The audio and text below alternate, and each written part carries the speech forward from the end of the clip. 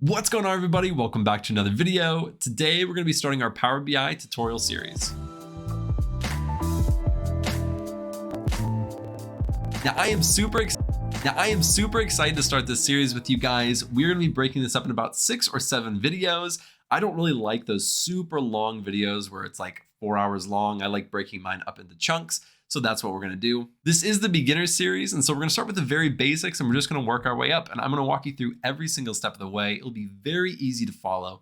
Everything will be provided for you so that all you have to do is really follow along. And by the end of it, you should know Power BI a lot better. And you should have a lot more confidence using it. Now, before we actually jump onto my screen, I want to give a huge shout out to the sponsor of this video, and that is Udemy. You guys know that I absolutely love Udemy. I've been using them for years. And that is no exception when it comes to Power BI. I have taken some of the best Power BI courses ever on Udemy. So I highly recommend you checking out the ones that I have in the description. These are ones that I actually took and I loved the most. So if you're looking for a full Power BI course, I highly recommend checking out Udemy. Thank you so much again to our sponsor. And now without further ado, let's jump onto my screen and get started with the tutorial. All right, so the first thing that I'm going to do is download Power BI Desktop. I will leave this link in the description so you can just click on it, go to it and download it.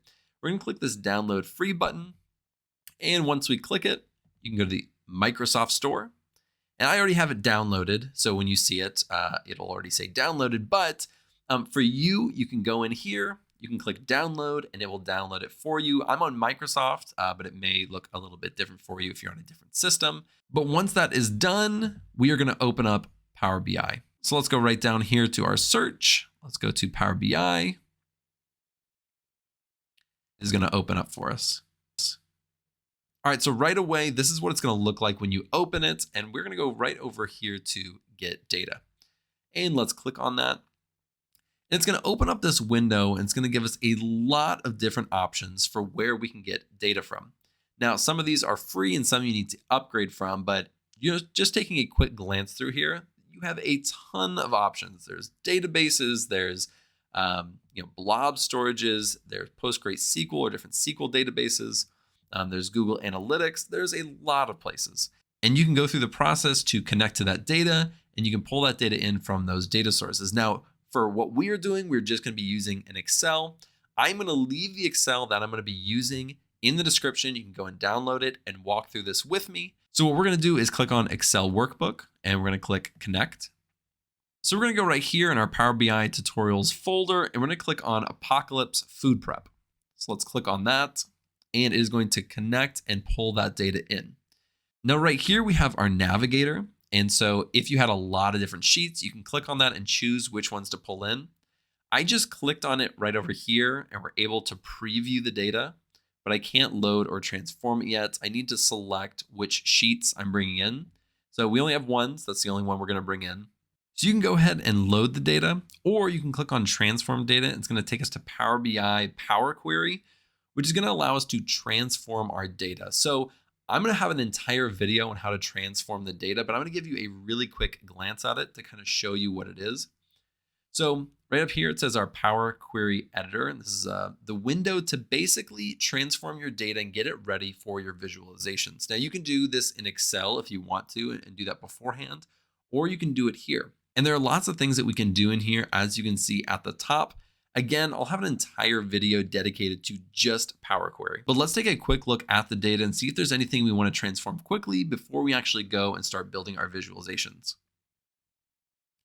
The price that we paid and the date that we bought it. Now, the first thing that jumps out to me is that this just says, and the date that we bought it. Now, the first thing that jumps out to me is that this just says date on it. We might want to say date underscore purchased. And we're going to hit enter. And if you noticed right over here on these applied steps, it says renamed columns. Everything that you do, every single step that you apply to transform this data is going to be right over here.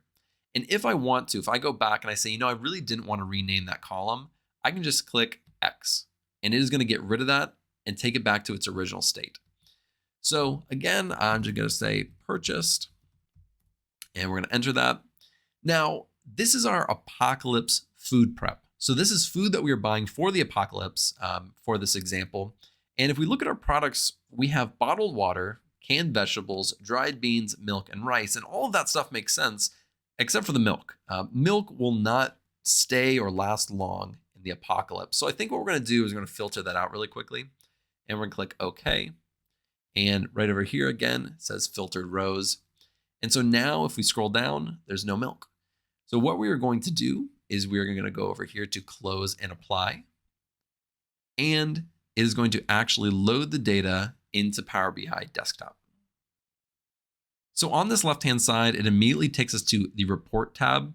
And what we want to do is go right here to the Data tab and take a look at our data. So again, there's our date purchased. And as you can see, the milk is not in there. Another tab that we're going to take a look at, and again, in this Report tab, this is where we actually build our visualizations. The data is where we can see the data and change it up a little bit and change some small things about it, like sorting the columns or even creating a new column. And over here, we have this other tab, and it is called Model. And this is especially useful when you have multiple tables or multiple Excels, and you need to join them to kind of connect them together. We don't have that, but in a future video, I'm going to walk through how to use this entire tab. So now let's go back to the Data tab, and I want to just look at the data really quickly before we go over to the Report tab and we start building our first visualization. As you can see, I've been buying these different products in different months. So this rice I've been purchasing in January, February, March, and April. And I've been buying it from 3 different locations because I wanted to see if I was spending less money at one location on all of the products. So then I would just shop there in the future and save a lot of money. Or if there were specific products that were really cheap at one location, but others, they were cheaper at a different location. And so I should just buy like the dried beans at Costco, but everything else I should be buying at Walmart. And so that's what we're going to look at in just a little bit. So let's go over to the Report tab. Right up here at the top, there's this data section. So you can kind of choose if you want to add any more data now that we are here. We can also write queries or transform the data like we were looking at in the Power Query Editor window.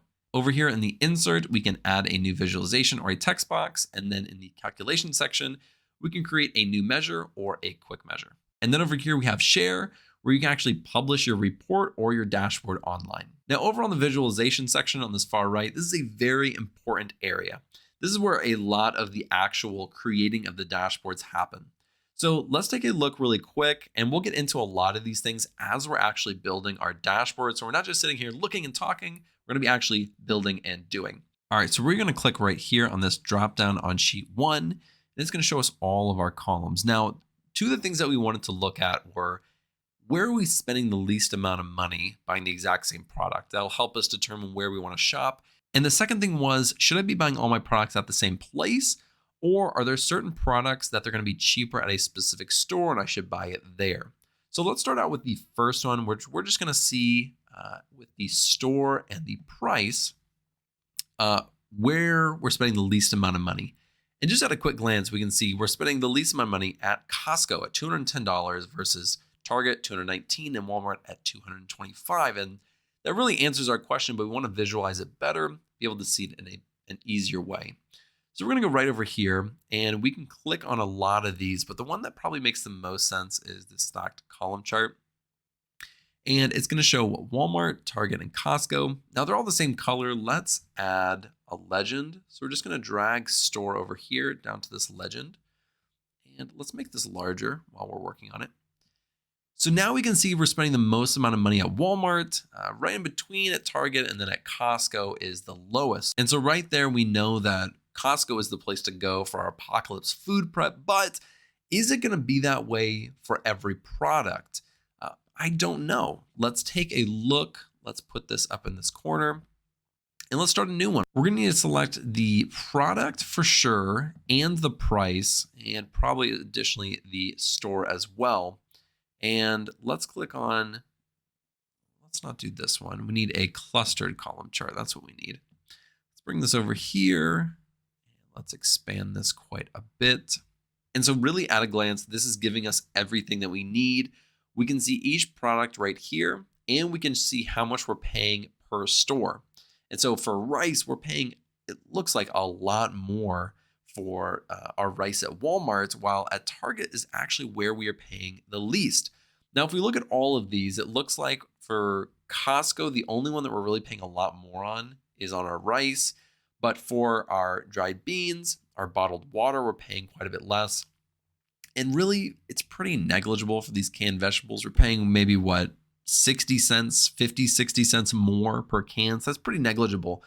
But for the big ticket items, we're really spending a lot less at Costco. If we wanted to save just a little bit more money, we could go to Target for our rice. Now, if I want to make this more like a dashboard and we're only keeping these two things, I'm going to kind of size them kind of like this. Whoops. I was going to show you that in a little bit. I'm going to size them a little bit like this.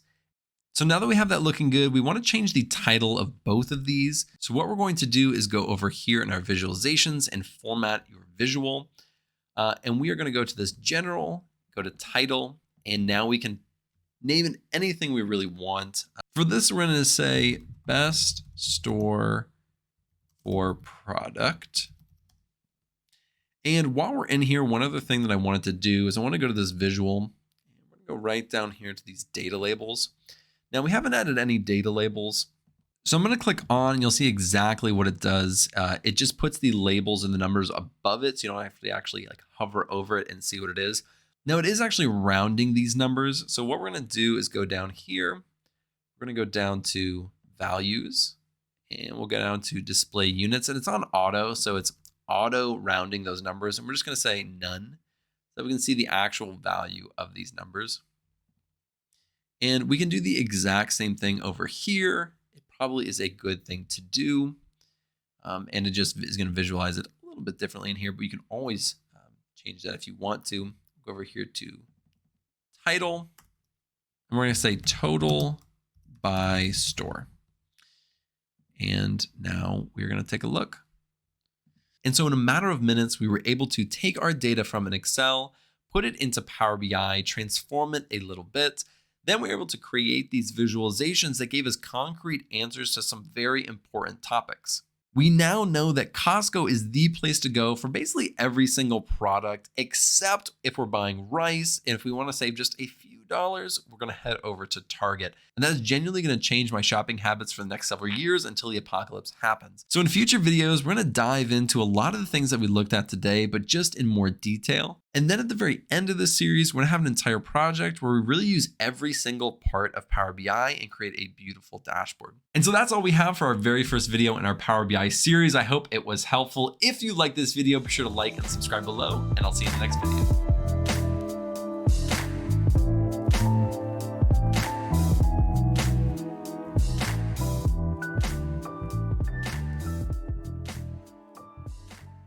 What's going on, everybody? Today we're continuing our Power BI tutorial series, and in this video we're going to be looking at Power Query.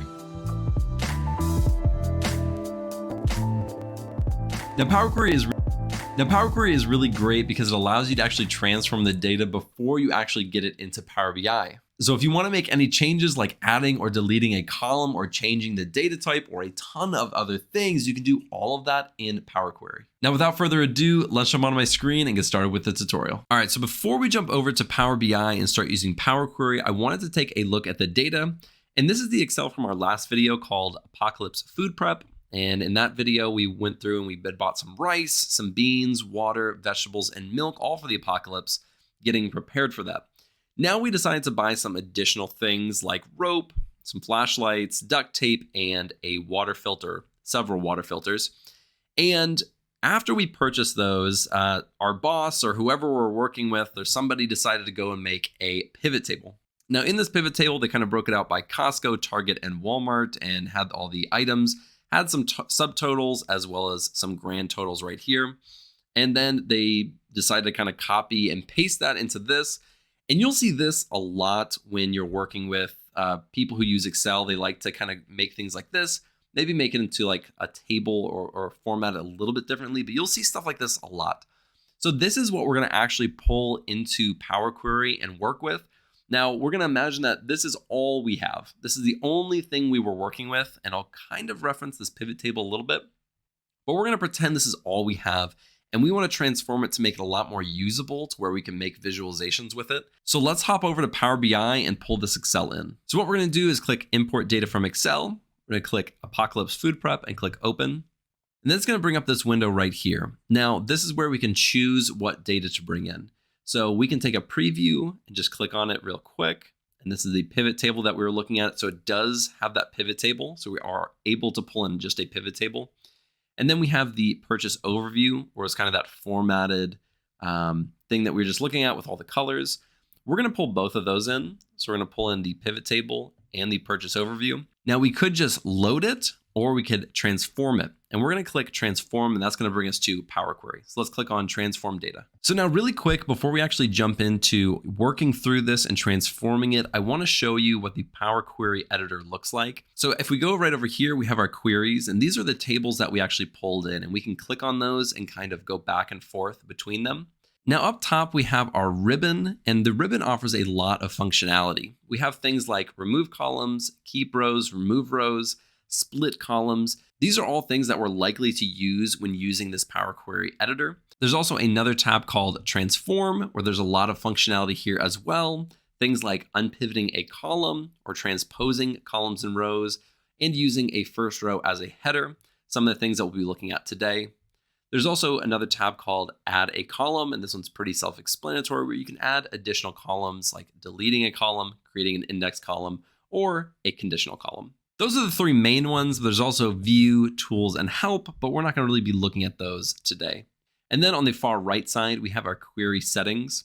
You can do things like change the name, so we can call it Pivot Table 2022, and it'll update right over here on our query side. And we have our applied steps. Now, our applied steps are extremely important and very, very useful. Anytime we make any change to transform this data, it's going to be documented right here. And then we can go back and look at it, or we can even delete that change in the future if we want to, and go back to a previous version of what we just did. So when we loaded the data into Power BI, it did a few things for us. It chose the source, the navigation, and it promoted the headers. And then it also changed the data type. So if we want to check, we can actually see those things or change those things, like this source right here. We can click on this little icon, and it's going to bring up the actual path where we got this file. So if we wanted to change that, or it changes in the future, we can come here and we can change this file path. But we're not going to do that right now. So let's click on cancel, and let's go back down to change type. So it promoted these headers, and obviously these headers are not correct. We're looking at this pivot table and not the purchase overview, but it changed these column headers. And so in the future, if we wanted to, we could easily change those, but it did that for us, and it changed the type as well. So if you look right here, it says ABC123. All the way over here to where it just says ABC. ABC means it's only going to be text, where ABC123 means it could be basically anything text, or it could be numeric. So now let's go over to purchase overview. And this is the one that we're actually going to be working on the most, but we might be looking at pivot table just a little bit to kind of reference it and see some of the differences. So before we do anything, let's just take a look at how Power BI decided to take this data in. So it chose this Apocalypse Food Prep Overview as kind of the first column. And that was kind of our header or the title of what we were looking at before. And then all these other columns are basically column 1, 2, 3, 4, 5s. So that's something that we're going to want to change in just a little bit. There's also all these blank columns right here at the top, and kind of these null values as we go along. And we'll take a look at those, and we kind of are going to want to get rid of some of this and just clean this up to make it more usable for our Power BI visualizations. This may be perfectly fine and acceptable in an Excel, but when you're pulling it into Power BI, the real reason you're pulling it in is to create visualizations, not just it to look good in an Excel. So we're going to need to clean this up quite a bit. So let's go right up top. The first thing that I want to do is I want to get rid of these top rows. So we're going to go to this top ribbon, and we're going to click remove rows, and we're going to select remove top rows, and we're going to select 2 because we have 2 rows of all nulls, and those are completely useless. We just want to get rid of them right away. So let's click OK, and it removed those. The next thing that we want to do is this location, product, and all these dates. These are actually the column headers that we wanted. So what we need to do now is we want to go over to transform, and we want to say use first row as headers. And just like that, we have location, products, and these dates as our headers, exactly how we wanted them. Now, let's say for whatever reason, we made a mistake and we needed to go back. We would just select remove top rows, and that would be perfectly fine. Now you can see over here, it promoted the headers, but it's also changed the data type. So before, if we went to before we removed the headers, these were all ABC123, ABC123, because it had a lot of different data types in there. So it just kind of made a generic data type. But when we promoted these headers, the first thing that it decided to do was also change this data type for us, giving us its best guess as to what this data type is. And it decided to do this decimal. So this 1, 2 is a decimal, but we're actually going to change that. And all you have to do is click on this 1.2 or the data type that it has right here for you. And we're going to click on fixed decimal number. And let's do replace current. And now it's just a little bit better. So now it's 2.70, 2.5. And that's normally how we would read values like this, because this is money. So we would normally read it to the second decimal, just like that. And if we have it on the second decimal for some, we should probably have it on the second decimal for all of them. So really quickly, I'm going to go through and I'm just going to change that. And it should be pretty quick. So hang with me for just a second. All right, that is perfect. Now, for the purposes of what we're about to do, we don't actually need these subtotals or this Costco total, Target total, and Walmart total, as well as the grand total, really. We want to get rid of those. And so what we're going to do is we're going to go right over here. We're going to click on this drop down and we're going to try to filter this data before we actually load it into Power BI. So we're going to filter and we're going to say remove empty. And let's remove those. And it's going to take out all of those nulls. If we wanted to try to filter this out by saying something like Costco total or Target total, we could do that by going right here, clicking this drop down on products, go into text filters and saying does not contain. And let's do insert. And we're going to say does not contain, and we want to say total. And let's click OK. And again, it filtered out all of those things. So there's a few different options that you can do if you want to filter out rows that contain either null values or specific values. Now, the next thing that we're going to do is actually get rid of a column, this grand total column.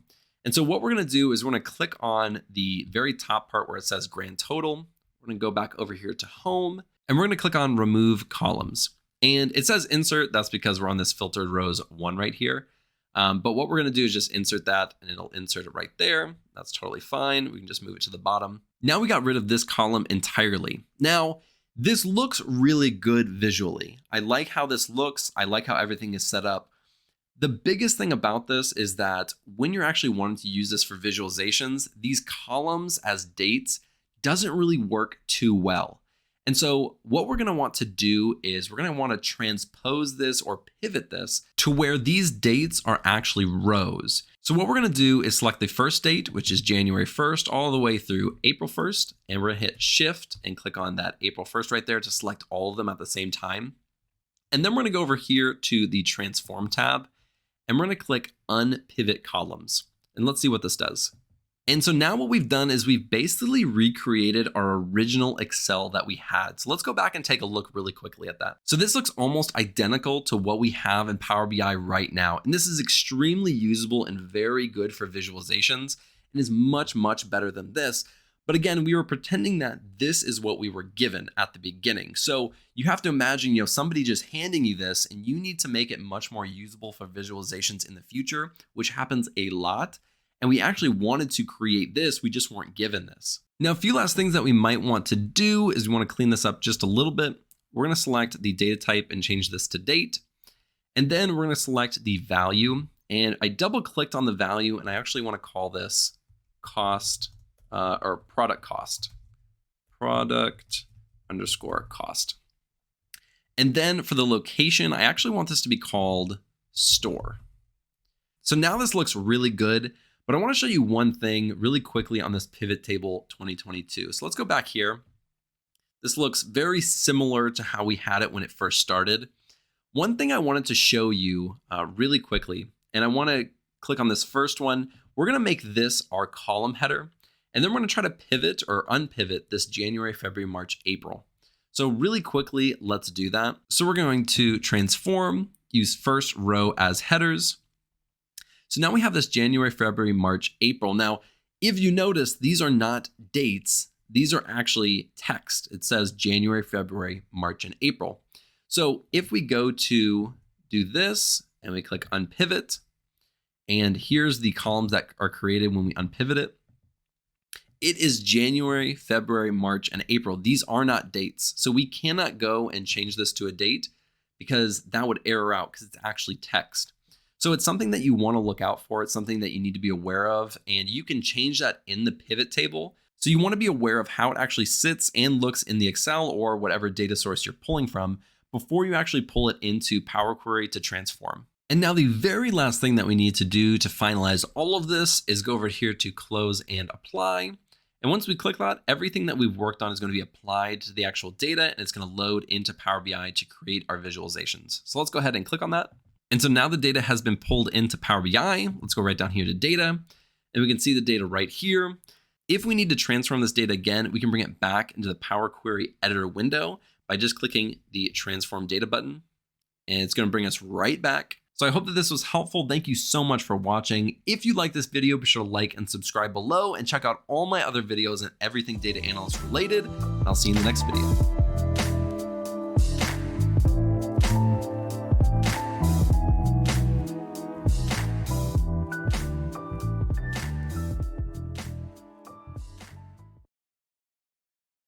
What's going on, everybody? Welcome back to the Power BI tutorial series. Today, we're going to be taking a look at building relationships.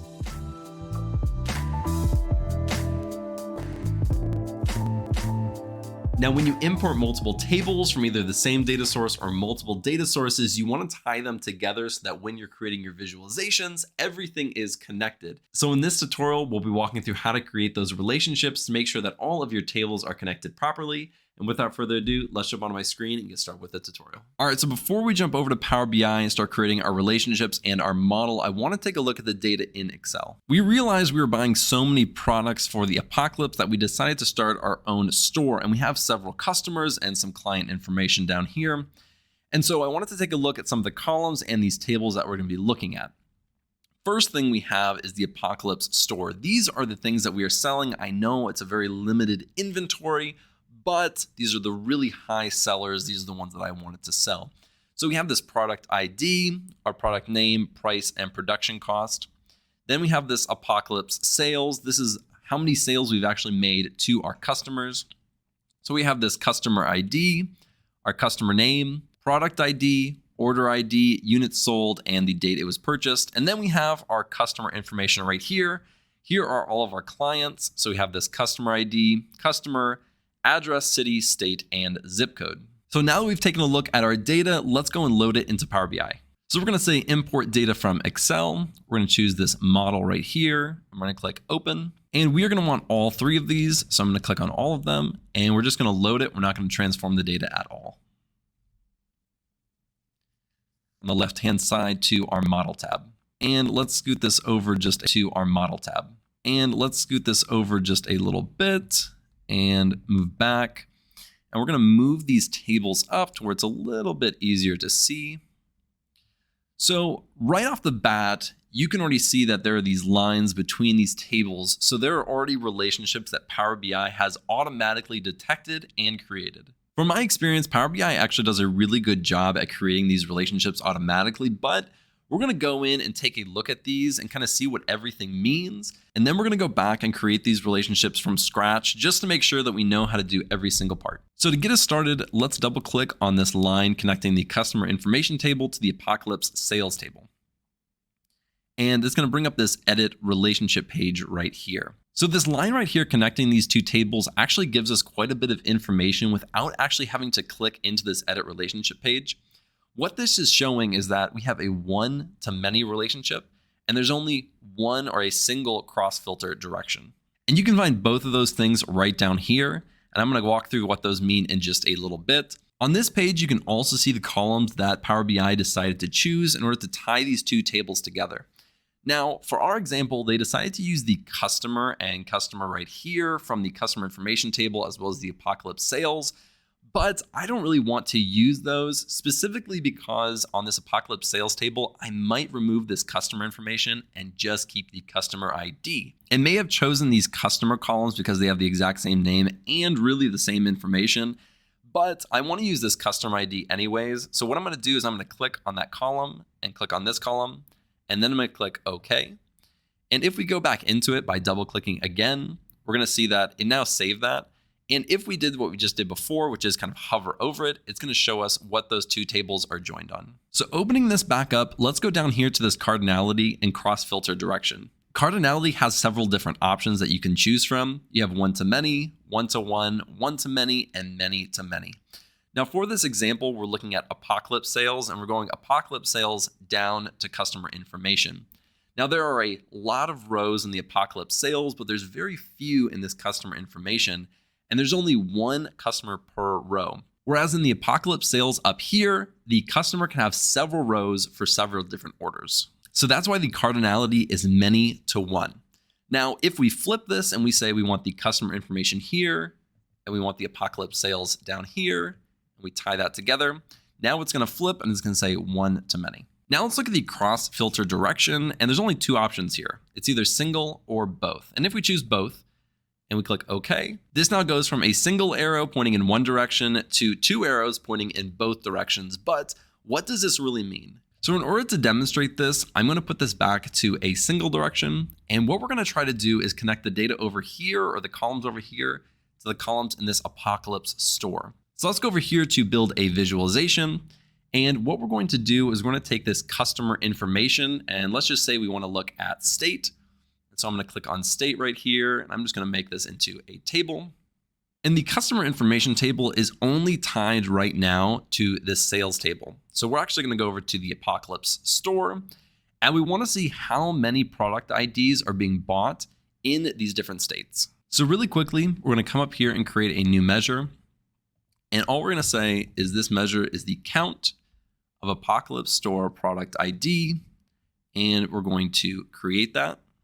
And now we're going to select it so it's added to that table. So now what this is showing is that there are 10 product IDs, which there are 10 products for each of these states. But that's not actually technically correct because not every state purchased these 10 different items. If we go back to our model and we change both of these to a both direction, and then we're going to go back and see what changed in our numbers. So now let's go back to our visualization. And now we can see that Minnesota actually only ordered 7 different product IDs, Missouri 8, New York 9, and Texas 10. This is actually much more accurate than before. When you use the both option, it takes these tables and treats them as if they are a single table. But the single option is not going to do that. And so for our example, if we're trying to connect this table to this table, and one of the last things that I want to show you is this option right down here, which says make this relationship active.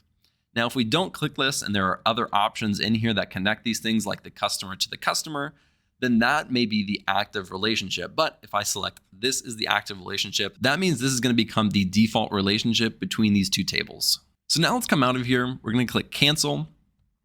We're going to zoom in just a little bit and bring these tables a little bit closer so we can zoom in just a little bit more. Now we are going to go ahead and delete these. So we're going to say delete, yes, and delete, yes. So just for demonstration purposes, we're going to build these relationships from scratch. So we're going to come over to the customer information table, and we're going to drag it all the way over here and put it on top of this cust ID, or the customer ID in Apocalypse Sales. And it's going to automatically create that relationship. And we can open this up. And as you can see, it created the relationship between this customer ID in the Apocalypse Sales and the customer ID in the customer information. It also defaulted the cardinality from many to one and the cross filter direction to single. So we're going to go ahead and change that to both and click OK. And then we're going to come over here to the product ID in Apocalypse Store and drag this over the product ID in the Apocalypse Sales. And again, if we open it up, it created that relationship for us. It created the cardinality automatically. And we're going to change this cross filter direction to both and click OK. And so on a really small scale, that is how it works. Of course, it becomes a little bit more complex the more tables that you add and the more relationships that are created. But this is how you're going to actually create the relationships in the model tab within Power BI. I hope that this tutorial has helped you understand this concept a little bit better. Thank you guys so much for watching. I really appreciate it. If you like this video, be sure to like and subscribe below, and I'll see you in the next video.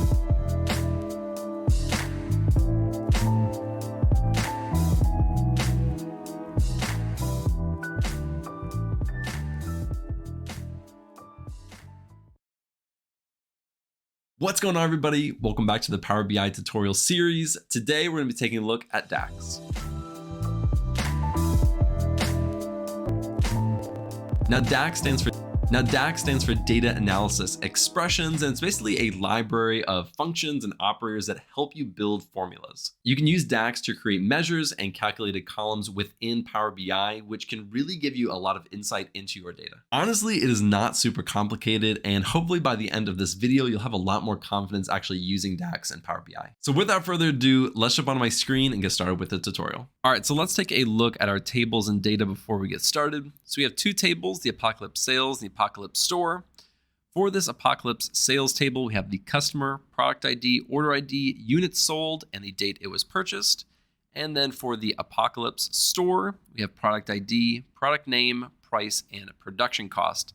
Now these are joined together, or they do have a relationship together via the product ID. So what we're going to be using are these new measures and new columns to create our DAX functions. So really quickly, let's go over to this report tab and let's drop down our fields over here so we can see everything. And so to get us started, we're going to go right up here to Apocalypse Sales. We're going to right click and click New Measure.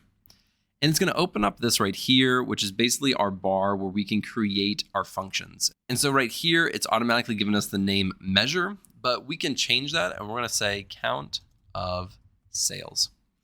So now we can start writing our DAX function. That's just going to be the name of it and what's going to show up right over here once we click enter. So let's go over here and we're going to say count. And as we're typing, it's automatically giving us options. It has something called IntelliSense. If you've ever used other Microsoft products, IntelliSense is their kind of auto completion that helps you look at other options very quickly.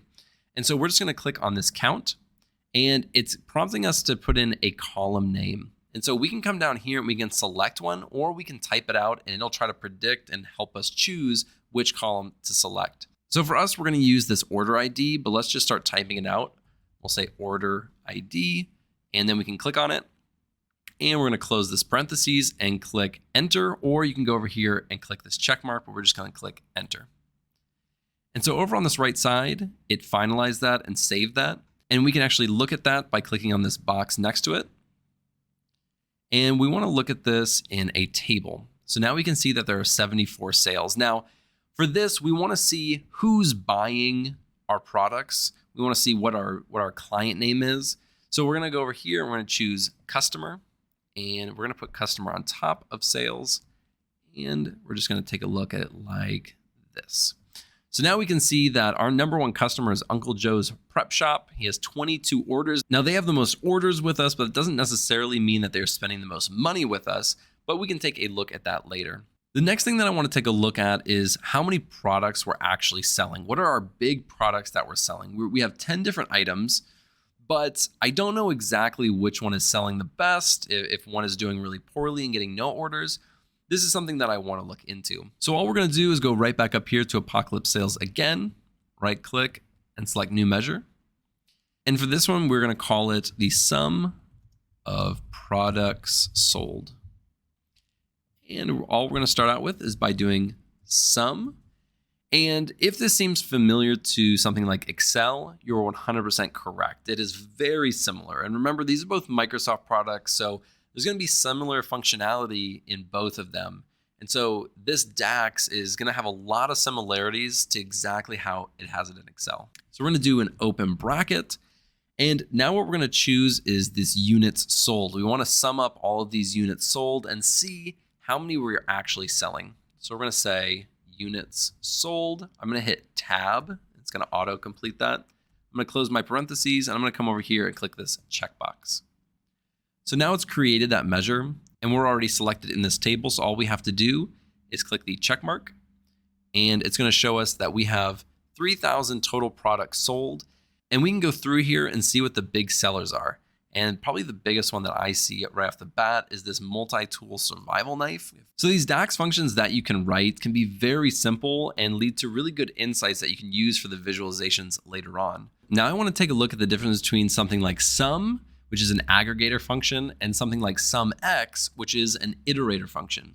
Because if you add X to some of these aggregator functions, you can create them or make them into an iterator function. So you can have sum and SUMX, or average and AverageX, adding X onto the end of them can make them into an iterator function. So let's take a look and see how that actually works. I'm going to show you the difference, and then I'm going to talk through the difference at the end. So really quickly, let's go back to our data and let's go to the Apocalypse store. Now, what we have right here is we have the price and we have the production cost, and we want to see how much profit we're getting from each of these, as well as we can take a look at the units sold and see how much money we are actually making. So what we're going to do is we're going to come back over here. We're going to go to Apocalypse store. We're going to right click and create a measure. And in just a little bit, we're going to be creating a new column, and that'll kind of show the difference really well. So we're going to create this new measure and we're going to name it profit. And we're going to come over here, and what we're going to do is we're going to take the sum. Oops. We're going to start with our sums. We're going to take the sum of the price, and then we're going to close that parentheses, and we're going to subtract the sum of the production cost. So all that does is it says if something costs $20, if we sold it for $20 and it only costs us $10, that's $10 in profit for that item. And then what we're going to want to do is we're going to actually want to encapsulate that really quickly because we're about to use multiply. And then we're going to sum, and now we're going to take the units sold. So how many units were actually sold at that profit that we just made. So let's see if that works, and let's click the check right here. And so we have the profit. So let's click on the profit. Oops, that's not what I wanted to do. Let's use a new one. Let's create a new table. We're going to click profit, and let's make it a table. And I'm going to pull this right over here. Now we have our profit, but what I really want to know is which customer is spending the most money at my store. So we're going to come right over here. We're going to click on customer, and I'm going to put customer at the top. And just at a glance, we can see that Uncle Joe's Prep Shop is spending the most money at the store. Now, what I want to show you is the difference between sum and SumX. So what I'm going to do is I'm going to go back to this profit and going to copy this entire thing. And we're going to go back here to this table. Now we just created a measure and we were able to break it down by each customer. So let's go back over here. Now let's go up here to home, and we're going to create a new column, and we're going to call this profit underscore column. And we're going to literally paste the exact same thing into here. And we're going to hit enter.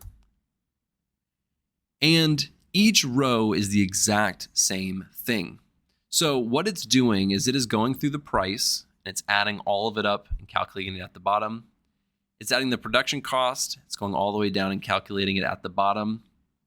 And then it's going over and looking at how many units it sold. And then it's performing this calculation up here. And then it gives us the total, and it's doing it for every single row. But that's not really what we want it to show. What we want it to show is the profit for each row. What we want it to say is here's the price for the rope, the production cost for the rope, and then how many units we actually sold. And then it'll calculate that and give us the actual profit for just that row.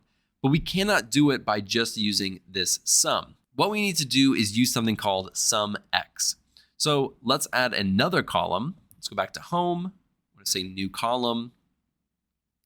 And now we're going to say profit underscore column underscore sum X.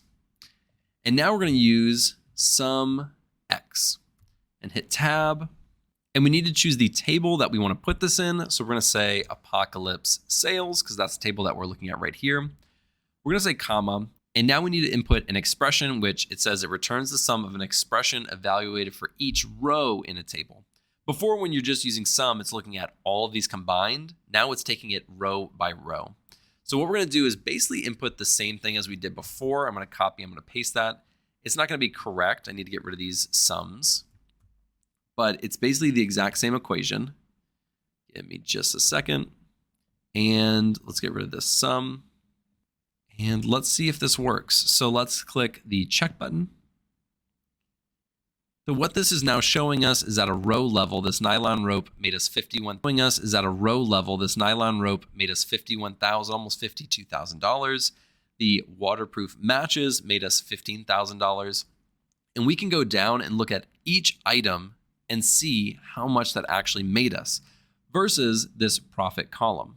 And so that is the biggest difference between sum and SumX. Hopefully that made sense. I know that sum and SumX and the difference between an aggregator function and an iterator function can be a little bit confusing, especially if you've never done it before.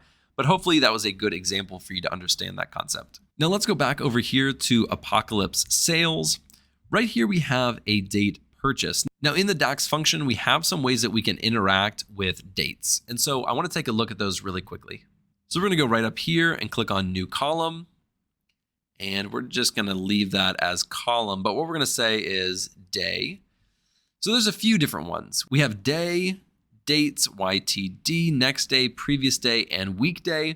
And they all are pretty self-explanatory. If you click on it, let's click on weekday. It says it's going to return a number from 1 to 7, identifying the day of the week of a date. So let's use this really quickly. And so we're going to say date purchased and click tab, hit comma, and it's going to give us 3 different options basically. It's a 1, a 2, and a 3. Right here, if you hit this button, read more, you can read more on it. This is going to say Sundays equal to 1, Saturdays equal to 7. I like this one personally, which is Monday equals 1. In my brain, it just makes more sense. So I'm going to click on 2. I'm going to close that parentheses, and we're going to, I guess I'll say, let's say day of week for the column. Let's click that checkbox. And now Saturdays are equal to 6s, Mondays are equal to 1. This allows us to see which day of the week people are buying the most products on, or which day of the week is somebody submitting their orders on. And so let's go over to our report. Let's get rid of this. We're just going to move this. Oh, geez, I hate moving stuff sometimes. All right, really quickly, I want to show you the difference between what we just did and what we already have. So we have this date purchased, and let's make that into a bar graph. And what we're going to be taking a look at is actually the units sold. So right here, we have this, and obviously we don't want 2022, we're going to get rid of the year. We only have 1 quarter. Right here, we can see January, February, March. So we can tell that January has the most sales or the most units sold in that month. If we get rid of that and we go down to day, we do have some information, but we don't know what day of the week it is. It could change from month to month. And it's really hard to tell exactly if there's any pattern there at all. That's where what we just created comes in handy. So let's recreate this exact same thing, but instead we're going to use day of week. So we're going to select day of week and units sold. Let's drag that down and move this over right here. And this day of the week should be on the x-axis. And it's really easy now to see if there's a pattern here. There's really not, at least not for this fake data that we have. But I want these data labels on really quickly. It's not easy to see if there's any pattern. Again, Monday has the most. So maybe it goes down a little bit and then it picks back up. So maybe middle of the week is our least sales day. Our Wednesdays and Thursdays are a little bit lower than the rest. And the beginning and the end of the week tend to be the highest. Again, not a huge pattern, but it's much easier to see if there is a pattern from week to week or what day of the week now that we use this weekday function. And so this can be really, really useful. Let's go back here to our data. And now we're going to look at our last DAX function for this video. Let's go up here and create a new column. And we're going to be looking at something called the if statement. Now, if you've ever used Excel, I'm sure you have heard of this, and you can do the exact same thing here in Power BI. And so we're going to name this one order size, order underscore size. And so all we're going to say is IF. We're going to click on this one right here. We need to perform our logical test. And then we want to say if it's true, what's our value? And if it's false, what is our value? So what we're going to be looking at is units sold. So we're looking at order size. So we're going to say if units sold is greater than 25, what's going to happen? If it is true, if the order is larger than 25, we want to say it's a big order. And if it's not, we want to say it's a small order. Super simple. We'll close up parentheses. We'll click OK. And now really quickly, we're able to see if this is a big order or a small order. And so that is all I have for you today. There are a lot of other DAX functions, but the ones that we looked at today are ones that are very common, ones that you'll see the most. And there can be a lot of really complex and intricate DAX functions that you can create. And in our project at the end of this series, I will be sure to include some more complex DAX functions, but hopefully this gave you a good introduction into DAX so you know how to use it a little bit better. Thank you guys so much for watching. I really appreciate it. If you like this video, be sure to like and subscribe and check out all of my other videos on everything data analyst related. I will see you in the next video.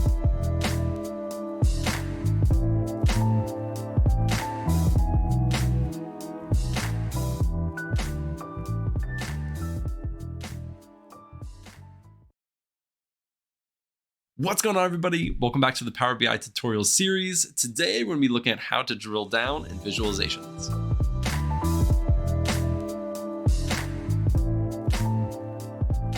Adding another layer beneath the top layer of the visualization. And when somebody clicks or drills down into that data, they can see more insights and more information on the top level of data. When you drill down, you can also drill up, and I will show you how to do that in this tutorial. So without further ado, let's jump on my screen and get started with the tutorial. All right, so before we get started, I wanted to remind you that you can find the data that we're going to be working with in this tutorial in the description. You can go and download it from my GitHub.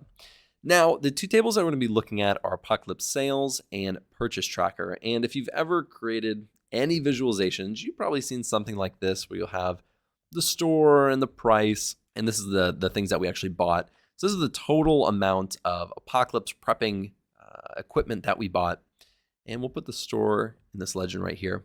And you've probably seen something like this. And if you're anything like me, you're going to be in a meeting and you're going to be presenting this, and some higher up is going to be like, hey, Alex, that looks great, but I want to, see what things we actually bought in Target and how much this costs. Can you create a visualization for that? And you're going to be like, well, I could, or I could use drill down.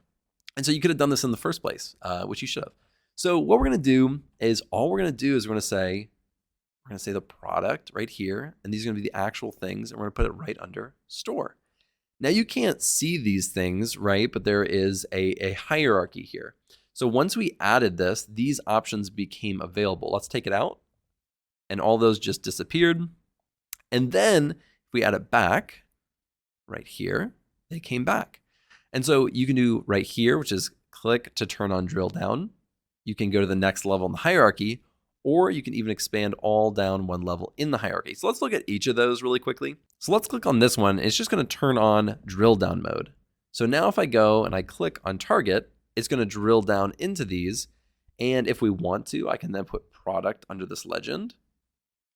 And we can see all of those things. But of course, if we go back up, it's going to be all broken up into this clustered column chart, which is more like this, which isn't exactly what we were going for, but it works. Now, let me get rid of this. I actually want store in the legend. Now, if we turn that off and we click, it doesn't do that anymore. So what it does now is it just highlights Walmart, it highlights Costco, it highlights Target. So we're going to keep that on. But we can also do something called going down the next level of hierarchy. So let's click on that. And so now this is going to go down to the next level, down to this product level, because that is the next level. And now it's going to show us each of those things, but it's going to have it broken out by the store. And so it's a completely different visualization, but all within the same realm of the data that we're looking at and what we actually care about. So let's go back up in the hierarchy, and then let's use this one right here, which is expand all down one level in the hierarchy. And so this one is, again, extremely similar, except it just visualizes it differently. And now what it's doing is Walmart rice, Target dried beans, Costco rice. So instead of having it all like this one, where it's stacked on top of each other, it's breaking it down individually. So this one column would become 3 separate columns. Now I'm going to minimize this right here. I'm actually going to go back up in the hierarchy, just for visual purposes. Now I'm going to show you one more example. I'm going to use this Apocalypse Sales up here. And this is one that I actually use all the time. So the one you've seen, you'll get stuff like that, especially if you're working with like sales and stuff. But I work in operations, right? So I have a lot of order IDs, product IDs, stuff like that. Now this one genuinely I use quite often. I'll have a customer. Let's make it, we'll just go like this. We have a customer and we have units sold. And let's use the customer as the legend. So let's make this one quite a bit larger. And I'll have something like this, and they'll say, okay, well, we want to see the order IDs that go with it, because we want to know what orders are actually happening for each of these people. Obviously, I'm not using this exact data, but very, very, very similar. Now, all you have to do is take these order IDs and slide it right under here under customer.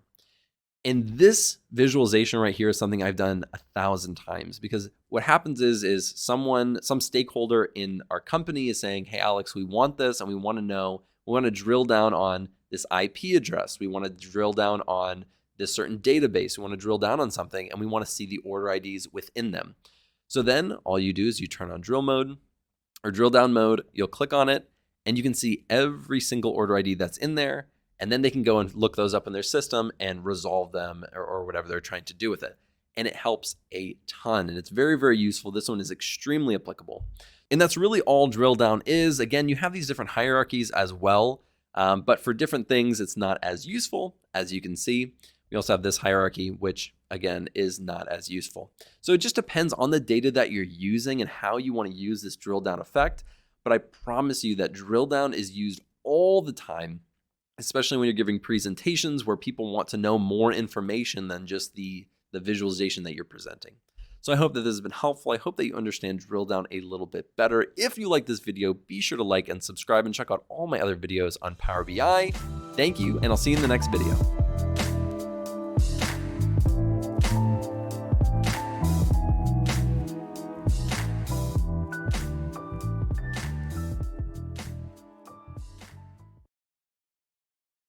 What's going on, everybody? Welcome back to the Power BI tutorial series. Today, we're going to be taking a look at conditional formatting.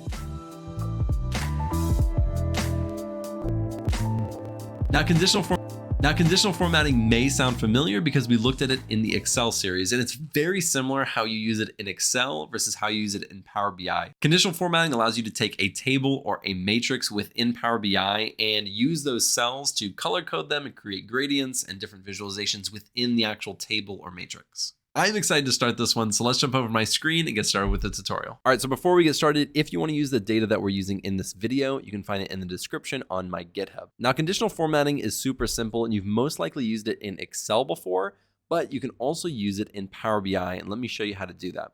So the first thing we're going to do is come over to our Apocalypse store, and we're going to pull up our product name as well as the price. And what we can do is come over here, and we're going to go to price, and it has to be under the columns, so you can't come over here and do this. We're going to come right over here to price, and we're going to right click, and let's go to conditional formatting, and we have background color, font color, icons, and web URL. Let's take a look at background color first. This is most likely the one that we'll look at the most. So we're going to get this pop up, and I'm going to slide this over.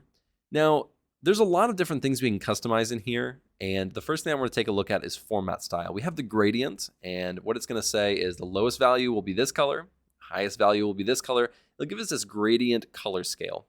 And so we'll use that in just a little bit, but we can also create rules, kind of like an if statement. And if it is between this range and this range, we'll give it a color. And if it's between a different range and a different range, we'll give it a different color. So we'll also try that one. And then we have this field value, and this one is one that honestly I don't use that much. I've used it maybe once. And what you can do is select a text field like customer, and you can do some summarizations on the first and last, and that is it. So what we're going to do is we're going to look at gradient specifically for not the customer, but we're going to go back to the Apocalypse store, and we're going to do it on the price. Now, what I'm going to do is keep it as the count, because this is what the default is, and we're going to go back and fix it later. But what we want our lowest value to be is this bright green, showing that it's a cheap product, it's easy to purchase. The high value ones are going to be just this shade of red, more expensive. And we'll do it on the count. Now, remember, the count is on each of these, and we're not doing a count of how many are sold, we're doing a count of each product. So it's just one per row. So it all should be the same color. Let's take a look. So it is all the same color. But what we really want to show is the actual price, not just the count of the price. So let's go back to conditional formatting. We're going to click the background color again. And this time we're going to change the summarization. Now, You can do sum, you can do average, minimum, maximum. It really doesn't matter for this example. The number is the same regardless of really which one we choose. So we can just choose the minimum, and it's going to choose the minimum of each row, which is the price. So we're just going to select minimum for this example. We'll select OK, and it should correct it accordingly, which means the bright green is the lowest, and it goes all the way up to the highest, which is the red. Now let's go over here to Apocalypse Sales. We'll add in the units sold. And let's move that out a little bit. And I'm doing that on purpose because we're about to look at something within the conditional formatting.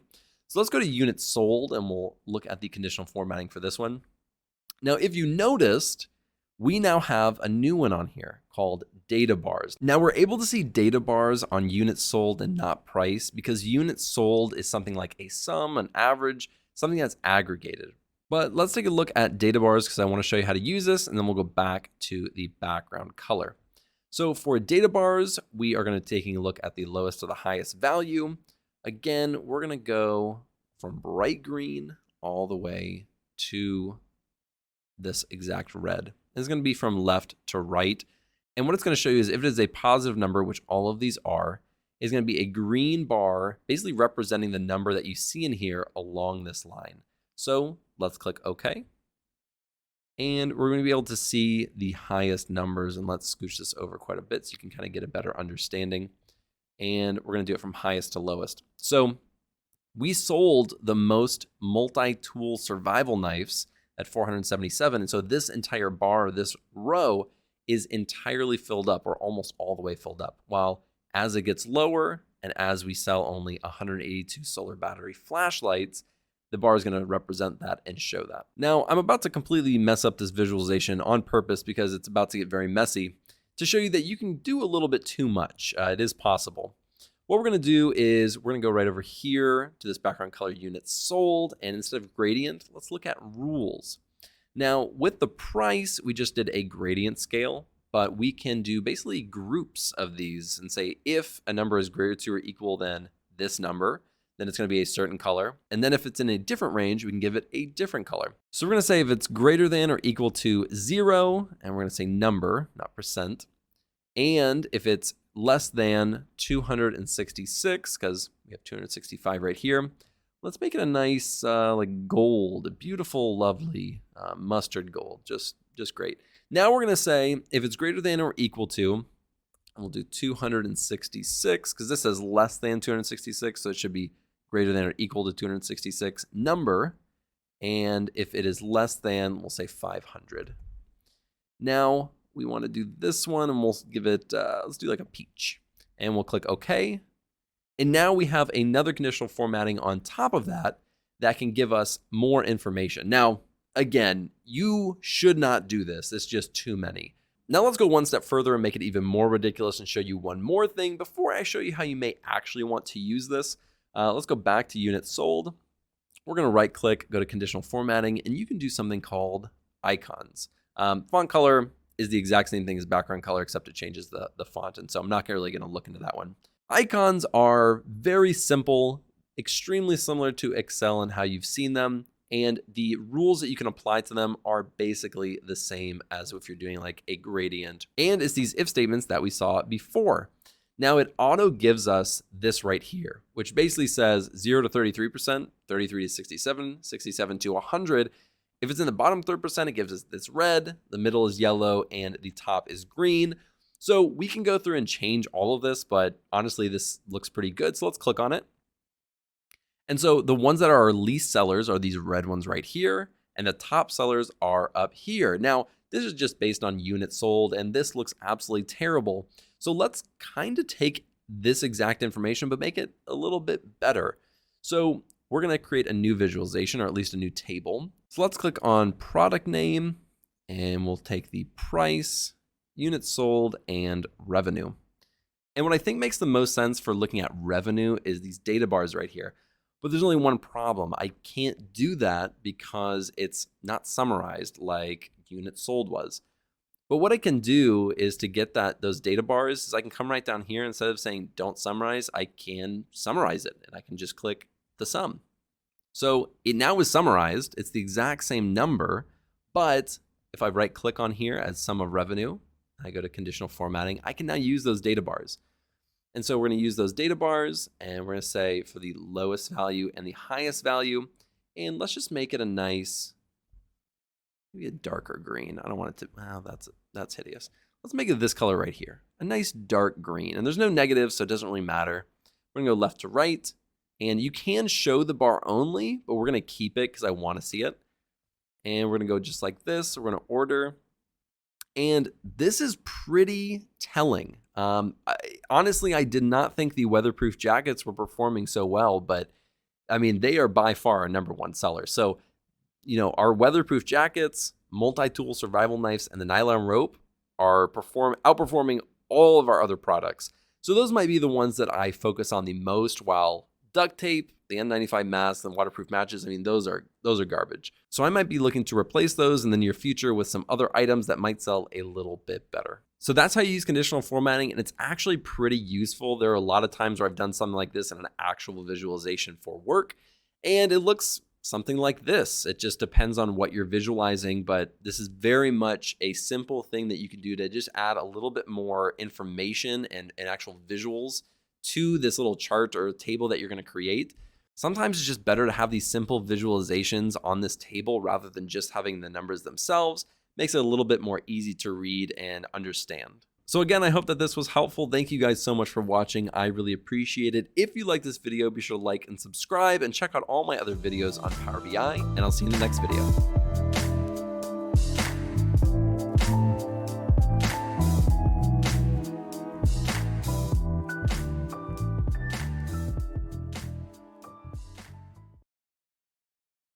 What's going on, everybody? Welcome back to the Power BI tutorial series. Today, we're going to be taking a look at bins and lists.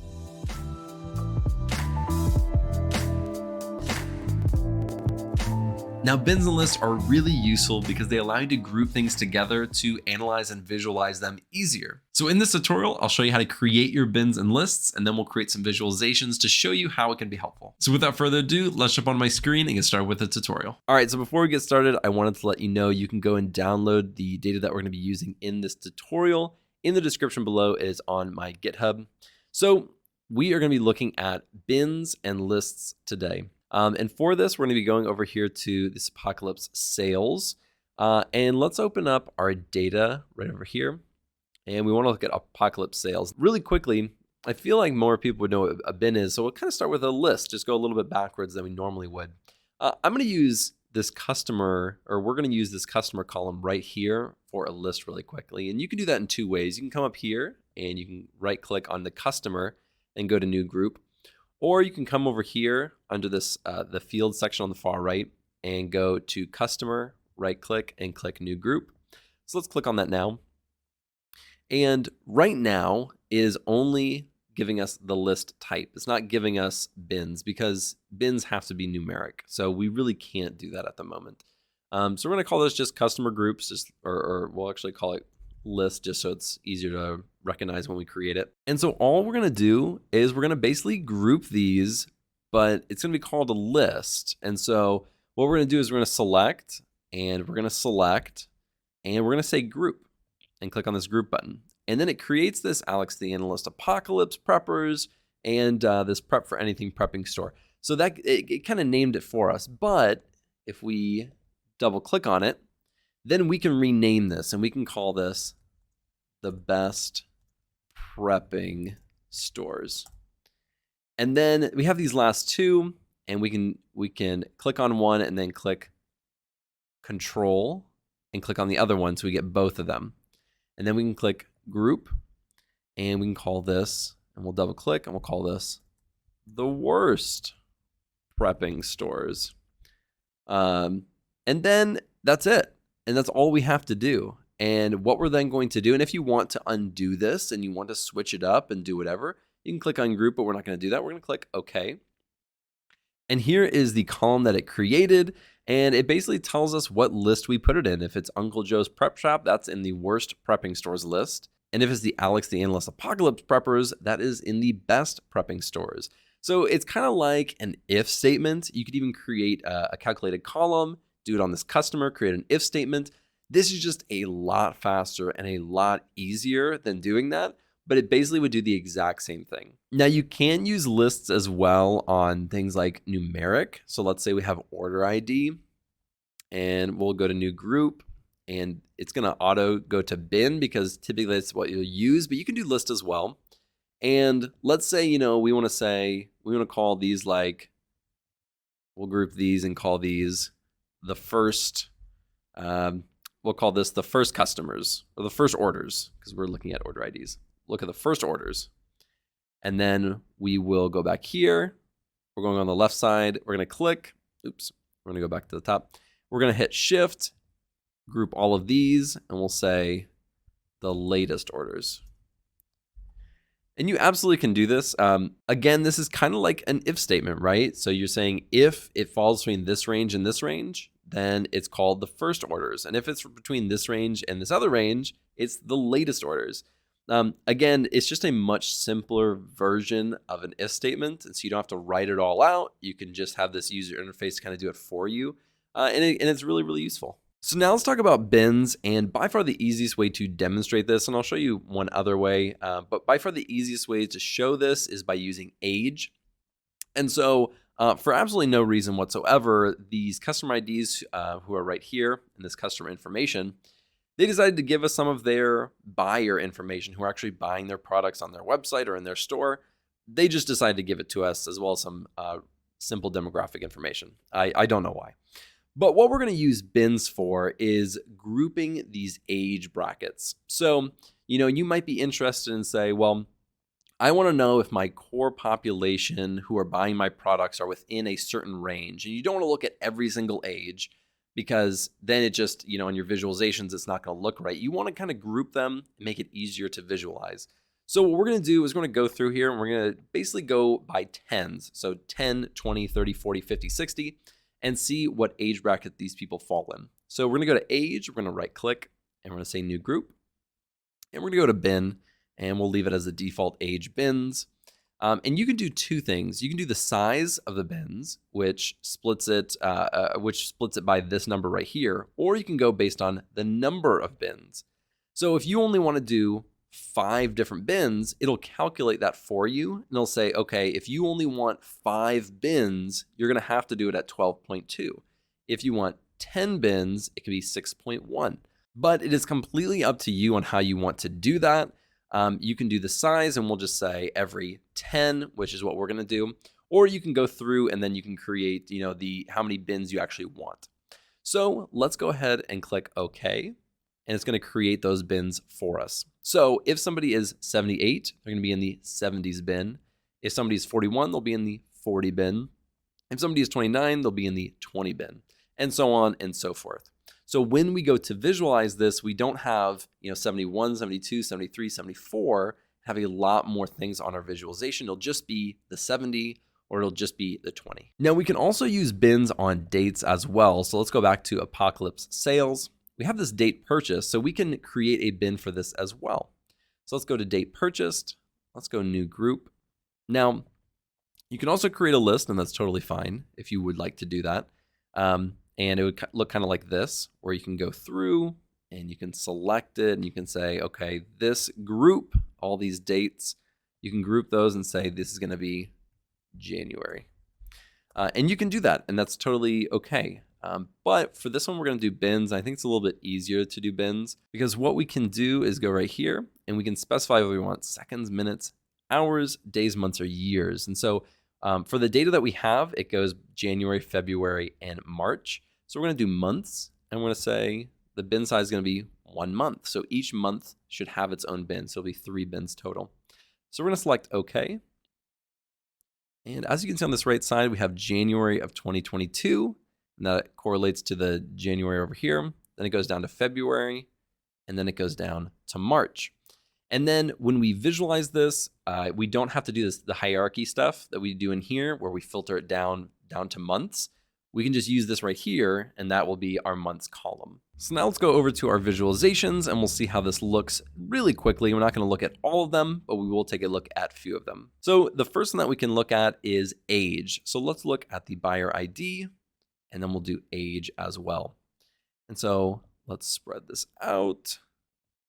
And we can see our distribution of our buyers. So it looks like we have very few who are in the 10 range, thank goodness. And we can even put the age right under here, under the age bins. And we have this, now we kind of have this drill down. And so if we go right here and we drill down right there, this will actually give us the breakdown. So this is what it would have kind of looked like, our visualization would have looked like if we had just kept it the age, because now we're drilling down into the age. And so it looks like we have one 18-year-old and maybe a 20-year-old as well. Let's go back up. Yeah, so it looks like we only have one buyer ID. Yeah, so there's only one 18-year-old. So of legal age to start buying, you know, all these prepping equipment and probably buying online and stuff like that, which makes sense, right? So this gives you kind of a quick breakdown in the bins rather than doing it the alternative way. So now let's take a look at the customer list as well as the units sold. And it looks like the best prepping store is actually performing much worse, surprisingly, than the worst prepping store. And so I hope this gave you a really good idea of how to use bins and lists within Power BI. Thank you so much for watching. If you like this video, be sure to like and subscribe and check out all my other videos on Power BI. I'll see you in the next video.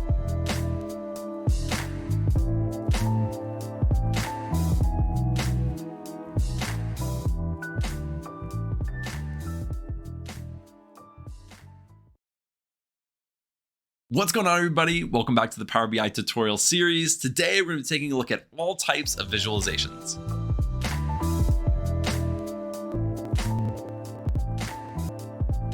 Options to create visualizations, and you may not always be sure which one to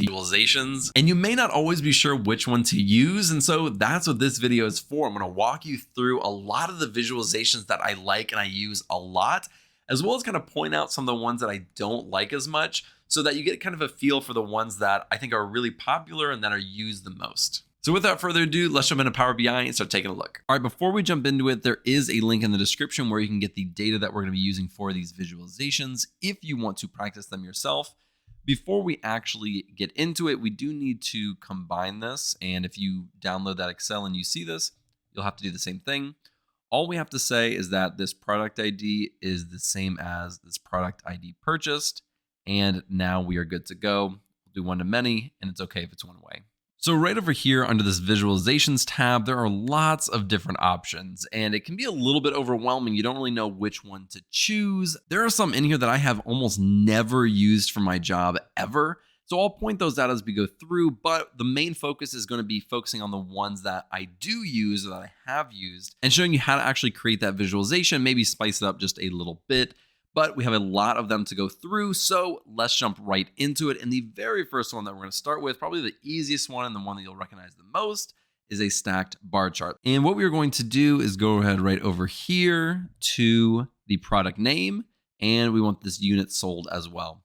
So we're going to click product name, and it's going to go straight into the y-axis for us, and then we're going to click unit sold, and that will go into the x-axis. Automatically, it just kind of intuitively knows.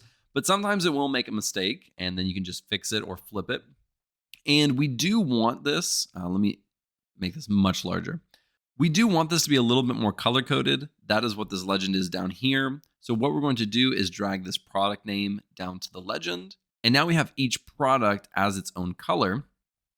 And in previous videos, we have gone through and looked at some of these visual and general options that you have when you're actually creating these visualizations, but we're going to do some of them while we're in here as well. So we're just going to go down here, we're going to choose data labels, and we're going to shrink that. And if you go higher, the higher you go, the less you see. So if you want all of them all the way down to the green, we're going to go right about there, and we're going to make it smaller. So now we can go ahead and click anywhere outside of that visualization, and now we can create a new one.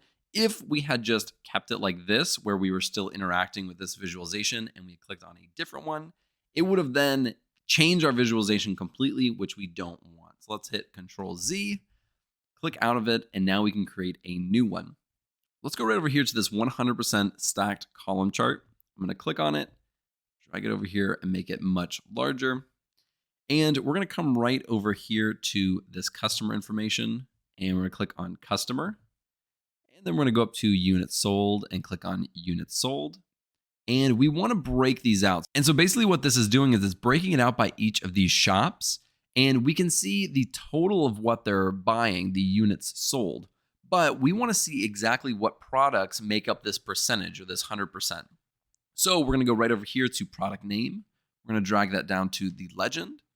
And as you can see, now we have each of these products, and each of the products is up here. So this backpack, we can see the backpack right here, backpack right here, and right here. And we can see which customer is buying what percentage of their purchases.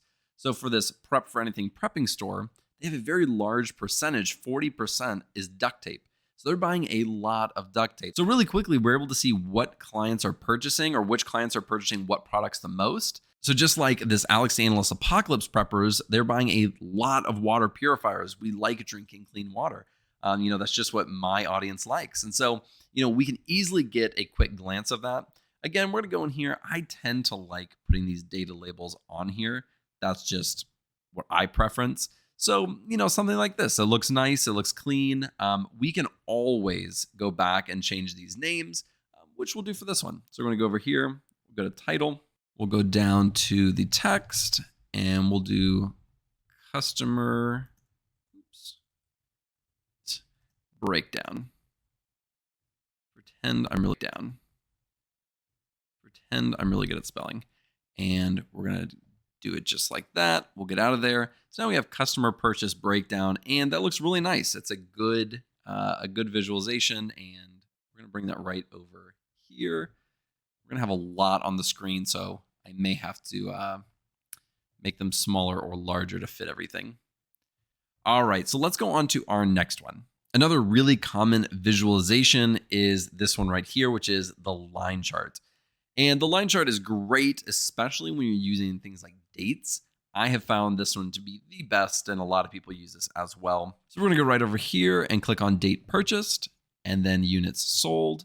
And on the x-axis, you can see it's broken up by year, quarter, month, and day. So we don't want to do it that high level. We only have 3 months of data in here. So we're going to get rid of the year. We're going to get rid of the quarter. And then we at least have this. And let's break it out, because right now we're looking at all of the units sold. So we're going to drag the product name right down here to the legend. And now it breaks it out by the actual product. And for each month in January, February, or March, you can follow these products and see how they did in each of those months. And if we wanted to, we can come right over here to the filter on the product name, and we could filter it by maybe the top 3. So let's do multi-tool survival knife, the nylon rope, and the duct tape. And we can have it just like this. And you can do those for any product that you want. But again, we just want to do it for those 3, just for an example. And that really doesn't give us a ton of information. We could even go down to the day, and it might give us a little bit more information. And so we'll keep it like that. And we can go over here. We'll change the name as well. We're not going to do this for all of them. Again, we're just looking at the different types of visualizations that I think are really good to know. But we'll change this one as well to products purchased by date. We'll keep it just like that. Again, nothing fancy. We're just trying to look at a bunch of different stuff. So let's put this over here. We're down here. Now let's click out of there. And there are other ones in here that are definitely useful and you absolutely can use. Like this one is a stacked bar chart. This one is a stacked column chart. It's basically the same thing, just a different orientation. Like if we went to here, it's just a different orientation. It's the same thing, just like this clustered bar chart, custom column chart. It's just its orientation, either horizontal or vertical. Then we have things like an area chart, a stacked area chart. Not really things that I've used too much in previous positions. One that I have used though is a line and clustered column chart. So it kind of combines a few of these with, you have these bar charts as well as line charts into one visualization. So let's look at this one, because this is one that I have used several times in my actual job. So for our x-axis, we'll use the product name. Then we'll look at something like the price. And so let's make this a lot larger so we can actually see it. So now we have the price, and now we can look at something like the production cost, and that can be our line y-axis.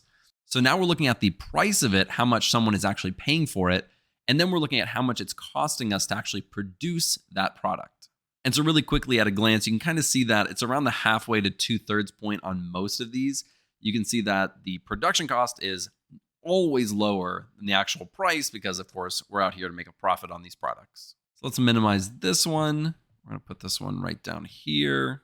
Let's make it even smaller. Let's click out of that. And the next one that we're going to take a look at is a scatter chart. So let's click on that and make it much larger. Oops. There we go. So let's use the price and the production cost again. And so our x-axis is the price, our y-axis is the production cost. But now we need to fill in this values right here. So let's go over here and click on the product name and drag that into values. And so now we have our values, we just don't know what they are, but we can see it. So let's drag this down to legend as well.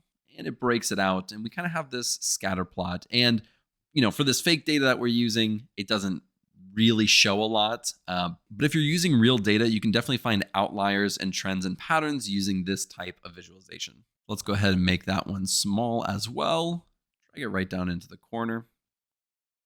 Now let's go right over here and we have the dreaded pie charts and donut chart. Now look, I think it's kind of a joke in the data analyst community about pie charts and donut charts, but at the same time, people use them and they request them. And so sometimes you're going to use it whether you like it or not. So let's click on the donut chart and let's make this one a lot larger. And let's go over here and let's click on state. And we're also going to click on total purchased. And that's really all you have to do. These ones are pretty straightforward. You can change a few different things, like where these labels are. If you want them inside, you can also do that, and that would look totally fine.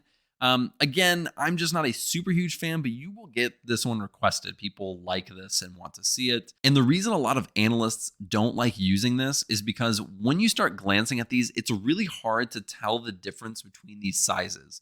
If you look at something like this, you can easily see that this is larger. Like if you're looking at this one, the multi-tool survival knife is obviously the longest and it gets shorter, shorter, shorter, shorter. But when you start getting in here, it's really hard to approximate the size. I would not be able to tell the difference between this 5.63, 5.78, 7.72. I would not be able to tell really the difference between these or kind of the difference between them very easily. That's why a lot of people don't want to use them in general. So again, I want to show you this one because I think it's worth noting and worth knowing how to use, but I don't really push people towards this because I don't think it's the best visualization available most of the time. All right, the next two are super easy, but are used all the time, maybe more than some of these even, but they're just so easy to use, so I kind of saved them for last. This one is the card, and all the card is it displays one number or multiple numbers if you want to use a multi-row card, but we'll just look at the card for now. All we're going to look at is the total purchased, and it's just going to display it just like this, and you can make it as large or as small as you'd like, and normally it goes on like the top, and you'll put a card here, just for example, I'll kind of show you how this might look. So it looks something like this, right? And at the top, it'll have different, usually high overarching information. And this is super common to see. And I'm sure if you've looked at other people's visualizations, you'll see something like this. This is usually totals or averages or something like that in here where it's super easy to look at. So like right here, this is total purchased, and we can go in and look at the minimum. And then we can go over here, and this one can be account. And so it gives us a lot of information just at a really quick glance. And then we have all of our more in-depth, colorful visualizations that kind of have more information than just a single piece like the card does. And then the very last one that I'm going to show you is this one right here, which is the table. And this one is obviously extremely popular. It's like in a little Excel table. And we can go in here and we can get the customer, wherever that is. And then we'll also get the units sold. And this is what it looks like. And it's super easy. And oftentimes you'll have it like on the side as well. And all the other visualizations over here. And so, if we're going to take all these visualizations and pretend they were like a real thing, there's a lot in here, but we'll just kind of really quickly do this. We might have something like this, and we'll make this larger, and we'll make this wider. And, we have a lot of information just in here. And this is not a project, so don't go put this on your portfolio. I'm just through a ton of random visualizations on, this dashboard. But you can already see a lot of these you most likely have seen in other people's work and other people's visualizations on LinkedIn or on YouTube. These are very common, very, very popular. And again, we did not go through all of the ones over here. There are maps that you can use, but I haven't used maps ever in my job. There are things like gauges and decomposition trees and waterfall charts and tree maps and all these different things. But I really have never used those in my actual job. And I don't see them a lot in other people's work either. Otherwise, I would be telling you to learn these and use these. But again, try them out, see which ones you like. If you like this video, be sure to like and subscribe below and go check out all the other Power BI tutorial videos that I have on my channel. And I will see you in the next video.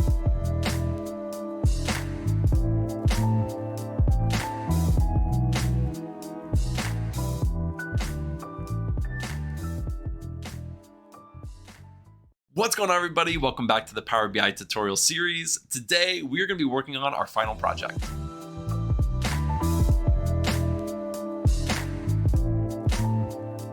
Now, this is our final project of the Power BI tutorial series. So if you have not watched all of those videos leading up to this, I recommend going and watching those videos so you can make sure that you know all the things that we're going to be looking at in today's project. I am really excited to work on this project with you because I think it is a really good one and it uses real data that we collected about a month ago, where I took a survey of data professionals, and this is the raw data that we're going to be looking at.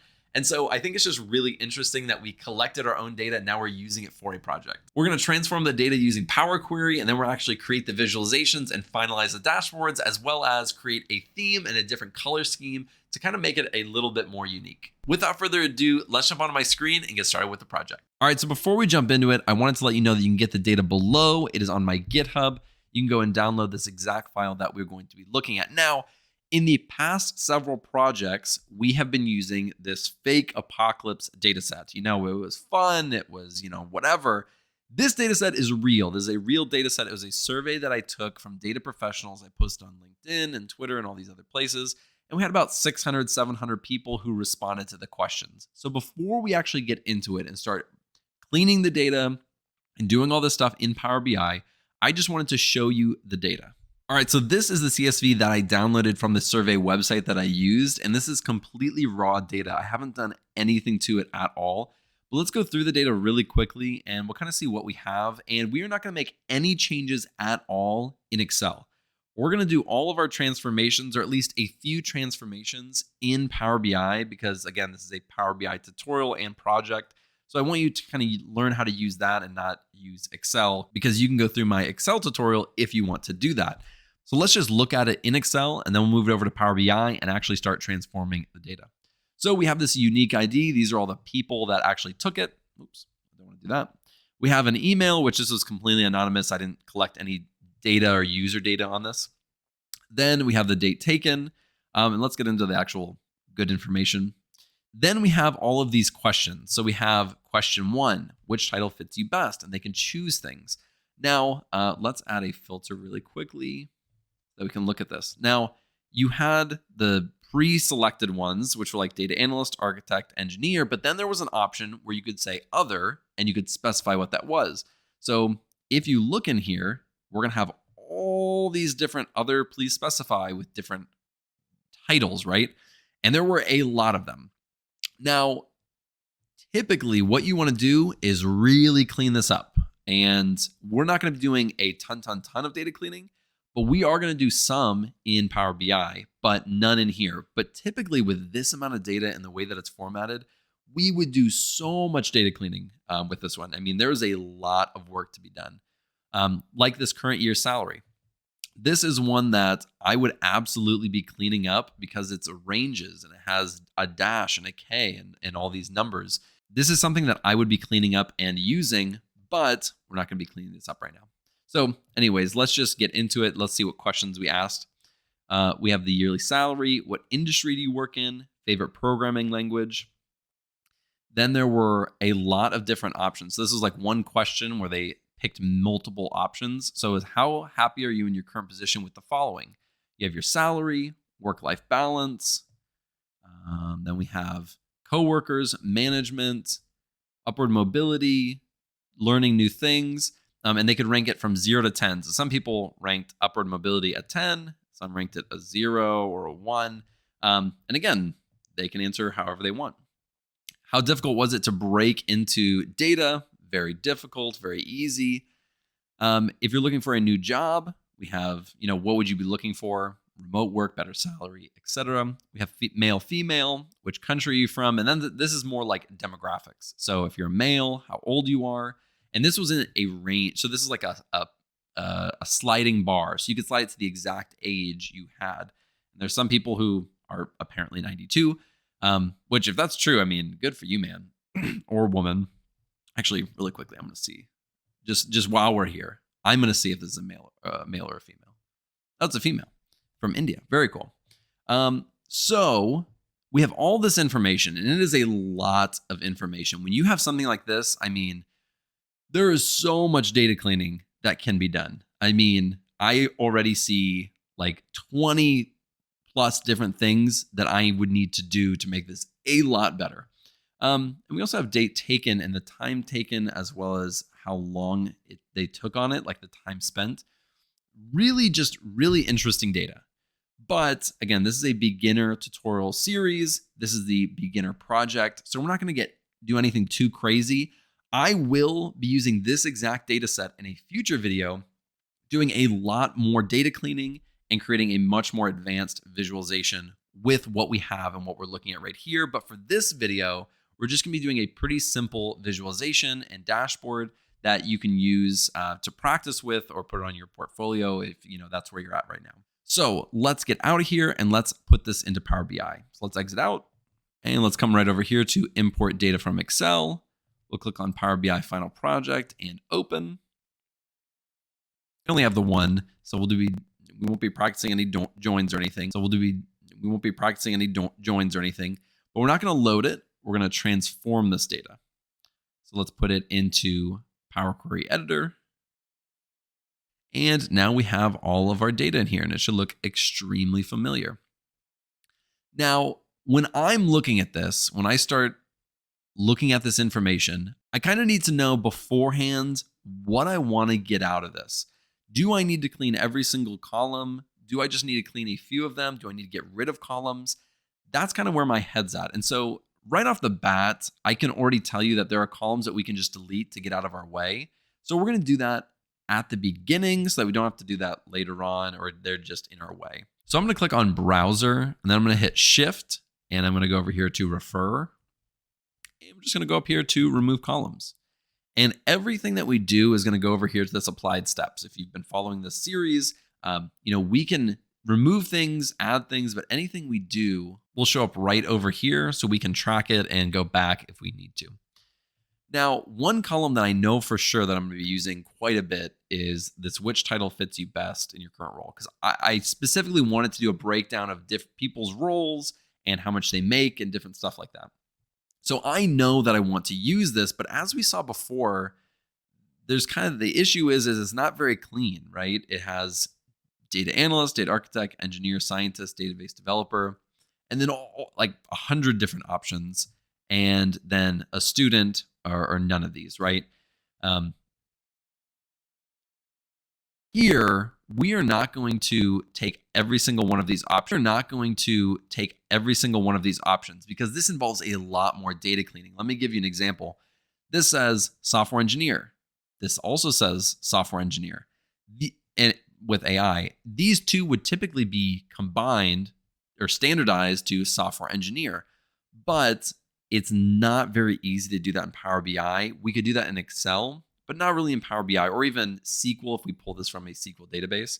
And you can find lots of different options of that. We have data manager and data manager. If we separated these out, these would be different options when we created our visualizations, and we don't want that. So what we are going to do, and this is going to be kind of an easy way out to just make sure that this is pretty clean and we don't have 1,000 different options. We're going to create this to other. So we're going to simplify this a lot, and then we're going to use this. So we'll have maybe 6 or 7 options instead of the, let's say 50 that we would have if we actually did the harder work, which is break it out, standardize it, and clean it up that way. So what we're going to do is we're going to click on this right here. I'm going to go up here to split column in this ribbon up top. We'll go to split column, and we want to do it by a delimiter. And if you notice, let me see if I can move this over. If you notice, we have other, and then we have this parentheses. And in no other option or way is there parentheses. So what we're going to do is we're going to use a custom, and we're going to use this open parentheses. What that's going to do is it's going to separate it by this parentheses. It's going to leave the other, and it's going to create separate columns, just one separate column for each of these. And we can do that at each occurrence, or we can do the leftmost. And we only need it for the leftmost because there's only one of these left-handed or left-sided brackets or what is it, whatever this is called. And then let's go and click OK, and it should create another column. So it's going to have 0.1, 0.2, and now we have, if we click on this, now we only have these options. We have analyst, architect, engineer, data scientist, database developer, other, and student looking or none. That is what we want. It makes it so much simpler, and it's not perfect, but again, I'm trying to show you what we are able to do in Power BI. So now we're just going to remove that column, and we're going to go and do the exact same thing to this one as well, because I know that we want to use this. And I really wanted to use this one as well. But if we look at this one also, there's a lot. So I said, what is your favorite programming language? And there were pre-selected answers like JavaScript, Java, C++, Python, R, things like that. And then there was an other option. And in this other option, I mean, it was free text, so they can fill it in as they want. I mean, there's 4, 5, 6 different ways that people put SQL. That is something I would standardize, and that would be the way I cleaned it, but that's not how we did it in here. So we're going to do the same thing. We're going to keep that other. So we're going to split this column again. We're going to use a delimiter. And for this delimiter, though, we're going to use a colon. So we're going to say, we're going to do a colon right there. And we'll just do the leftmost. We'll click OK. And then we have our options, and it's much simpler. Now, I really would have rather kept all these, and because SQL's in there quite a bit, but a lot of people don't think SQL is even a programming language. So we're going to delete that column. Now, one that I just skipped and I kind of wanted to go back to is this current yearly salary. I really want to use this. Let's see if we can use it. Here's what I want to do with it. And this is not perfect, but for this video, I want to try it. What I want to do is break up these numbers, 106, 125, and then take the average of those numbers. So then we'll use some DAX in there. So we'll take 106, 125, create that into 2 separate columns. Then we'll create a third column that will give us the average of those 2 numbers. So we'll do 106 plus 125 divided by 2, and then we'll have the average of that. Now, that is not perfect, but it's going to give us at least, an average, a kind of roundabout number, because they gave us this range. They said my salary is between 106 and 125,000. So if we say that their salary was 112,000, at least it makes it usable. It's a numeric value instead of being this, which is text, which we could use. And I'll show you how to do that, because we're going to keep this column. I'll create a copy of this, and I'll show you the difference between this and using the average. But for this data cleaning portion, let's just try it. Let's see what we can do and see if we can make it work. So first, let's create a duplicate. So we're going to duplicate the column. So now we have this copy at the very, very end. And we can use this one instead of having to use the original way, way, way back here. So we're going to leave that one how it is, and we're going to use this one. So let's go ahead and split this one up. We're going to click on the column header. Then we're going to click on split column, and we'll do it by digit to non-digit. And if you look at it right here, it's broken it out kind of in the fact that now in this one, we just have numeric values. And in this one, we have K dash numeric or just dash numeric. And now this can be easily cleaned. Whereas this one, we can just completely get rid of because it's only K. So we'll just remove that column. And then in this one, we're going to right click. We're going to click on replace values. And so if it just we'll just do a K, we'll replace with nothing. We'll do OK. And then for the last one, we'll go to replace values, and we'll do the dash or the minus sign, and we'll place that with nothing. And so now we have our values as well. Oh, we also have a plus. Let me get rid of that, because that's when some people had 250 or 225,000 plus. So for that one, the average is just going to be 225. We'll have to specify that in our DAX. I forgot. But actually, if somebody has 225, let me find this plus really quick. Let me filter by it because that's a lot faster. What we actually want to do for the purpose of this one is we want to put 225 here so that when we do 225 plus 225 divided by 2, it comes out to 225. That's just what we're going to put it as. And there's only 2 people. So I'm actually going to replace this. I'm going to do replace values. I'm going to say plus with 225. And we'll click OK. Awesome. We can unfilter these. Select all. So we're going to go right up here to add column. And we're going to say custom column. And we're going to go right over here. Actually, let's make it average salary. Let's make it average salary. So we're going to insert this. And we're going to say this, insert. And this, insert. And close the parentheses, divided by 2. And it says no syntax errors have been detected. Let's click on OK. And it's giving us an error. So it's saying we cannot apply operator plus to types text and text, which makes perfect sense. These aren't numbers. So let's make it a whole number. And let's make it a whole number. And then let's see if this will actually work now. Or maybe you just need to try a whole nother one. So let's try transform or add column, custom column. Let's try this all again. See if I can make it work. Do insert, do this one plus this one, and we'll do divided by 2. And let's try this one. And there we go. So now let's get rid of this column, remove columns, and we can actually remove these ones as well. Because now we have this average salary column, which when we look at this or when we use this, we can, let me see if I can just move this way, way, way over. All right, I might cut because this is taking forever. So if you take the average of these two numbers, you'll get 53. If you take the average of 0 and 40, you'll get 20. So now we have this average salary. And again, when we get to the actual visualization part, I'll show you why this isn't as useful as having this average salary. And just a reminder, this is not perfect. I wouldn't typically do this, especially if I had it in Excel or if I was, creating this survey in a different way. I would probably have a very specific value where they could do it on a slider, but this is how it is. So we've at least made it usable or more usable in my mind. And we have a few other things that we can change, like what industry do you work in, where we can break this one out. So I'm going to go ahead and break this one out as well as this one right here. Which country do you live in? I'm going to break both of those out to where it's the country or other. I'm not going to have these other values, although there are a lot of them because there's a lot of people who live in these different countries. But we can't really do that super well in here because, again, the same issue kept happening. Argentina, Argentine. Australia. So we can't normalize those values unless we spend just a copious amount of time doing that. So I'm going to go ahead and do these. I'm going to fast and speed this so it goes a lot faster. So I'm just going to go silent and let this happen really quick. And then we'll get to the end and we'll actually start building our visualizations.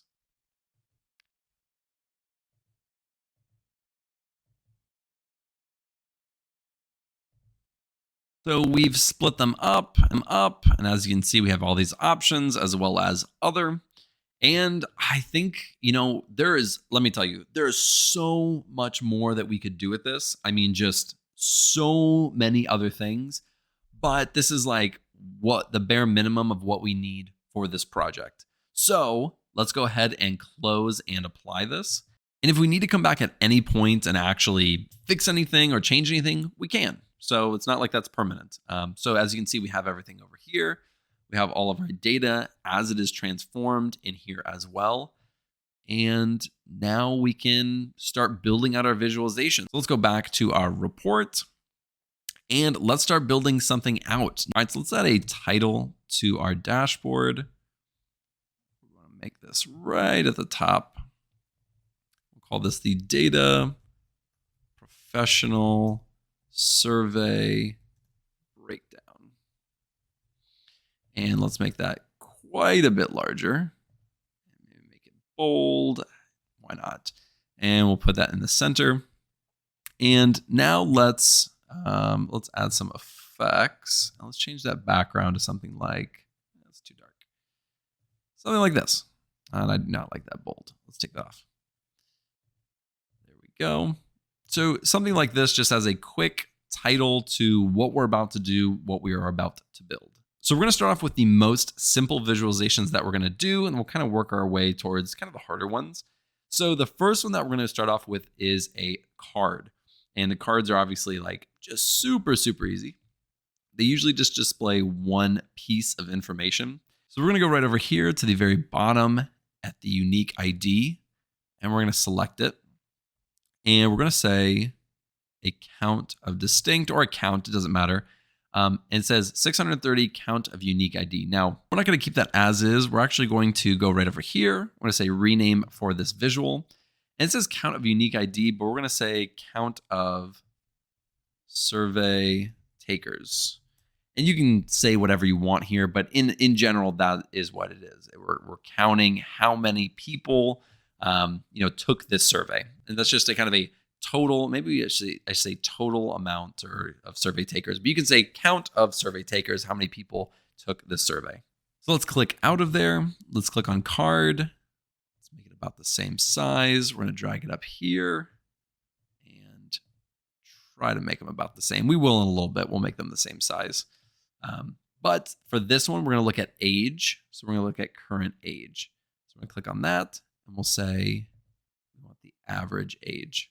So our average age taker is almost 30 years old. So let's go right over here. We're going to say rename for this visual. We'll say average age of survey.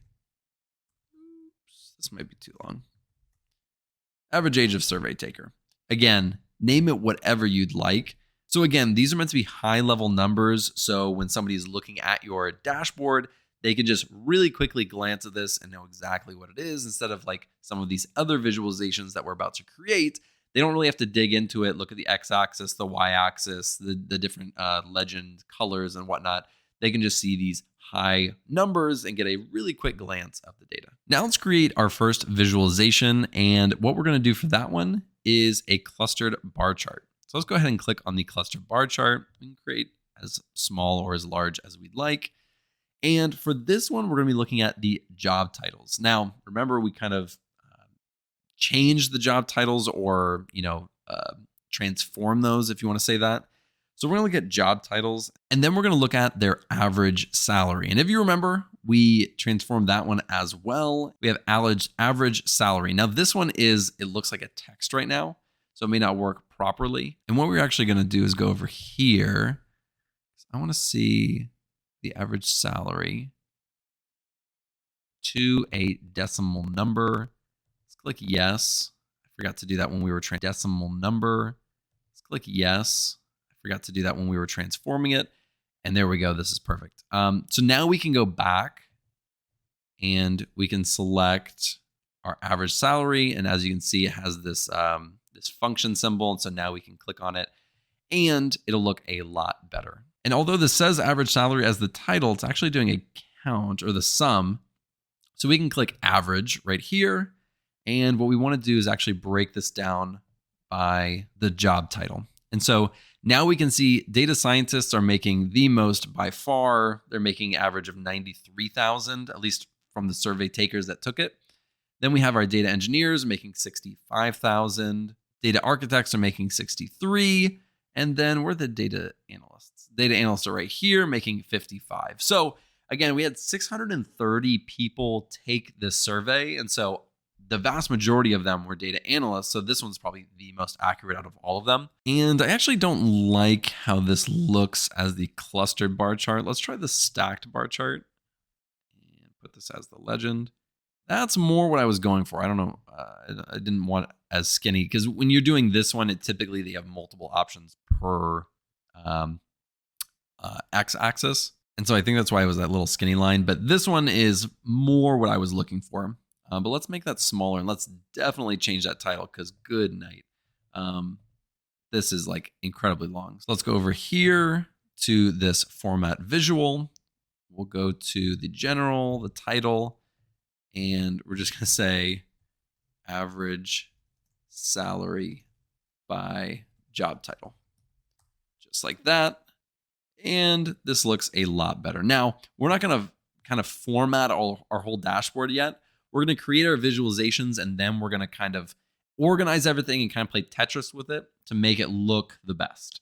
So we're just going to minimize this and put it right up here for now. But we will go back and kind of make everything look better at the end. And actually, while we're here, I also want to change this as well. So rename for this, we're going to say job title. Oops. Why did I do that? Job title. And for this one, we're just going to say rename average salary. Took away a lot of the anxiety that I was feeling about 2 minutes ago when we first put that up there. So let's go on to our second visualization. The next one that I'm interested in is actually what programming language people were using the most. So we have salary. There's 1,000 different things we can look at in here, but I want to know, what is people's favorite programming language? So let's take a look at that. So we have favorite programming language. Let's find that. So we have our favorite programming language, and we also have how many people actually took it, or the unique people. So right now this is columns. We don't want that. Let's do a clustered column chart. Click on this right here, and it looks like, here we go. That is kind of what we're looking for. And instead of count of unique ID, we'll say count of, let's do count of voters. And for favorite programming language, we'll say 12. And then we're going to go into here also and change the title. And then we're going to go into here also and change the title and say favorite programming languages, or favorite programming language, just like this. Now let's make this a lot bigger so you can see it. But really quickly at a glance, you can see Python is by far the most popular, R, other, C++, JavaScript, Java. Now, all we're seeing is the count, so it's all the same. It's just blue. We can see how many people voted for each one, but if we wanted to break it out similar to how we did with the job titles, we could still do that. So all we'd have to do is break it out, or bring this job title down to the legend. And now it breaks it out like this, and that's not exactly what I was going for. I was going more for something like this, where we can see still the whole count, but now we can see who is actually voting for these things. So I'm just not a huge fan of the colors that are pre-selected here and kind of the whole theme of this dashboard. At the very end, we're going to completely revamp this, change a bunch of colors, the background, and make this look a lot nicer rather than just the white background like we have it. And so for now, let's just make this a lot smaller and put it into this corner. These will not be staying there, but we need room to create our next visualizations and just a cleaner space to do things. Now, the next thing that I really want to include is a way to break down where they're from, their country, because especially something like salary is very dependent on your country. Whereas the average salary in the United States for a data analyst may be like 60,000. In another country, it could be 20,000. That could bring down the average quite a bit. So we need a way to be able to break that down. Now, we can do something like a filled map, and there's no problem with that at all. But for what we're building, what we're creating, it's not probably going to work out the best. I mean, this looks okay. We could stick it in the corner or something. And you can do that, and that's perfectly fine. I think what I'm going to do is something like a tree map, which I don't use a lot, but I want something where they can just click on it. They can look at the values. Distinct. They can look at the values and just click on it, and it'll be right there for them. So they don't have to filter it out on their own or know geography and look at this map. They can just read Canada, other, United Kingdom, India, United States, and click on that. And so, for example, let's click over here on United States. The numbers change quite a bit. Now the average salary for a data scientist is 139,000. For a data analyst, it's 80. And if we look at India, The average salary for a data scientist is 68. The average salary is 26 for a data analyst. That doesn't mean that they make less money in India. That just means that the cost of living is probably lower in India. Therefore, they don't need the higher US dollars salary. Because again, this was all done in US dollars. So just something to think about. Let's click out of that. So we'll keep that one as well. So now let's create our next visualization. This is one that I do not get to use enough in my actual job. So we're going to use it in this project. And it's going to be this gauge right here. So let's add that one. We'll put it right over here. We're going to add 2 of those. Let's just go ahead and add another one while we're at it. Because we're going to have them kind of like right here, right next to each other. The first one, and these ones are really good for kind of looking at these kind of surveys, and I don't get to work with surveys enough. But we can see, how happy are they in terms of work-life balance. So we can add that. We're going to add work-life balance. And right now it's doing a count. And if we don't have minimum or maximum values in there yet, so it's going to look kind of weird, but we're going to look at the average rate or the average score of these. Then we're going to pull this over to the minimum value. We want to put that at the minimum and pull this over and add the maximum value. So now it actually has 0 to 10. And it shows that the average person is happy with, which one was this? Their average person is happy with their work-life balance. They rate about a 5.74 overall. Now, let's really quickly change the title of this because this is ridiculous. I want to say happy with work-life balance. And this is their rating. Change it to whatever title you want. That's what I'm going to do. And then we'll also do happy with their salary. Let's click on salary. We'll add that to minimum. And we'll add the maximum value as well to make sure that we know how to use that. And then we'll take the average. So not many people are happy with their salary, I'm just finding out. I mean, this is a real survey. This is real data. So, it's pretty interesting. Let's go to the title. Let's go to happy with, or maybe it's happiness. Happiness with salary. Maybe that's what we should make it. And I'm going to change that over here as well, because I think it sounds better. Some of this I've already planned out, some I haven't. This is not something I've planned out. So we're going to say happiness with work-life balance, happiness with salary. Really interesting. We may go back and tweak these just a little bit in the future, but the very last visualization that we're going to do is male versus female. Kind of gotta have that in there. I don't typically like pie charts and donut charts, but I'm just feeling it. So let's try it. And we will do, let's make this larger. So we have male, female. And what do we want to look at? Like, what do we want to measure? So we have male versus female.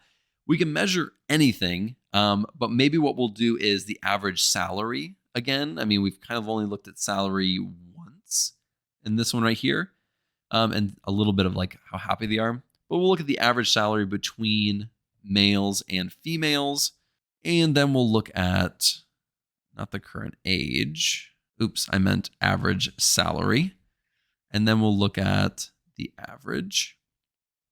And it looks like the average salary is actually really close versus males versus females. 55 for female versus 53 for male. So actually the females are a little bit higher.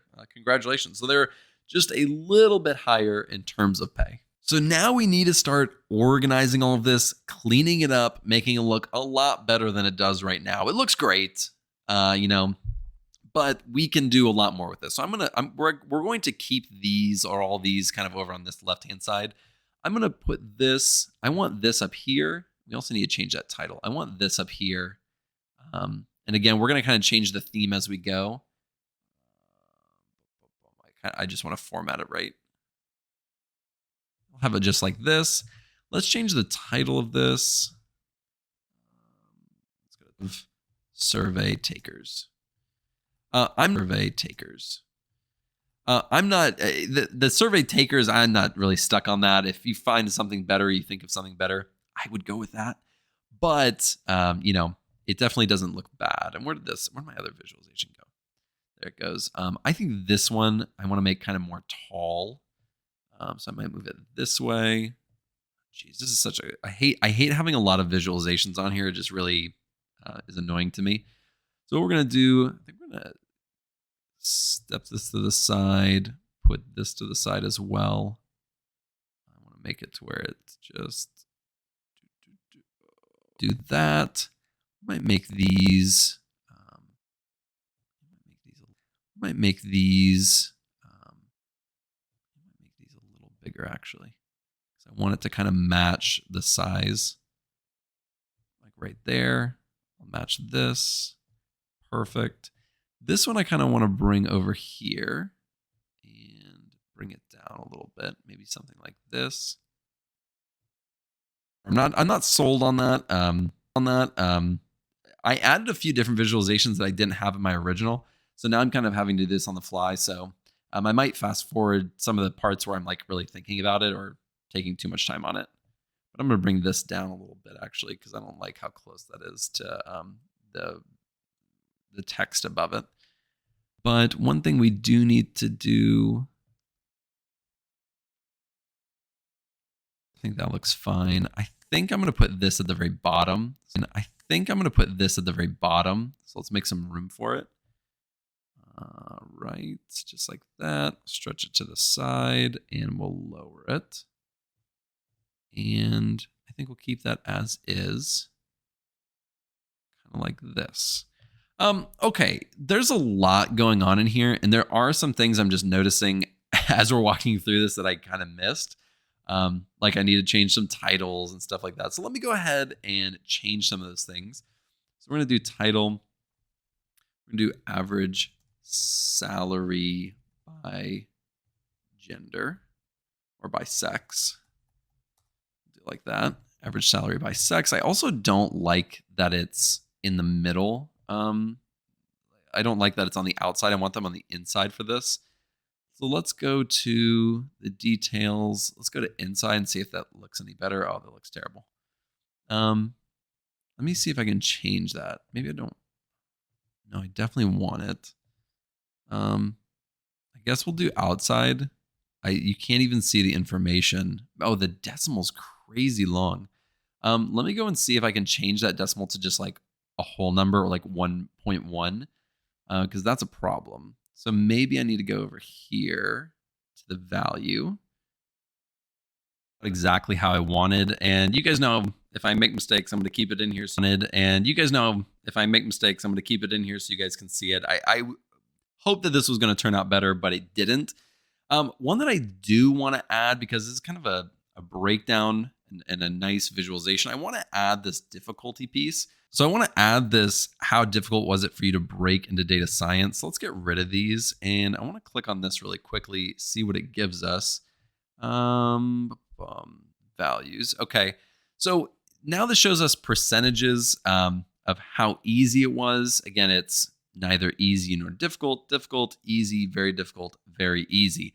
These numbers make absolutely no sense. We need to kind of order them a little better. So I'm going to come over here to slices. We have our colors over here. We want very difficult to be like the most difficult. So we're going to make that red. And then we want difficult to be maybe like an orange. Let's see if we can find an orange. There we have an orange. Oh, this does not look red enough. There we go. Oh, no. Very difficult is red. Difficult is orange. We have neither easy nor difficult, and that's kind of a neutral. Let's see if we have something neutral in here. Low. I don't know. Let's try it out. Then we have easy and very easy, and these will be like our blues. So I'm going to keep that. I'm going to keep that kind of like a dark blue-ish. And then our blue for super easy is just going to be like really blue.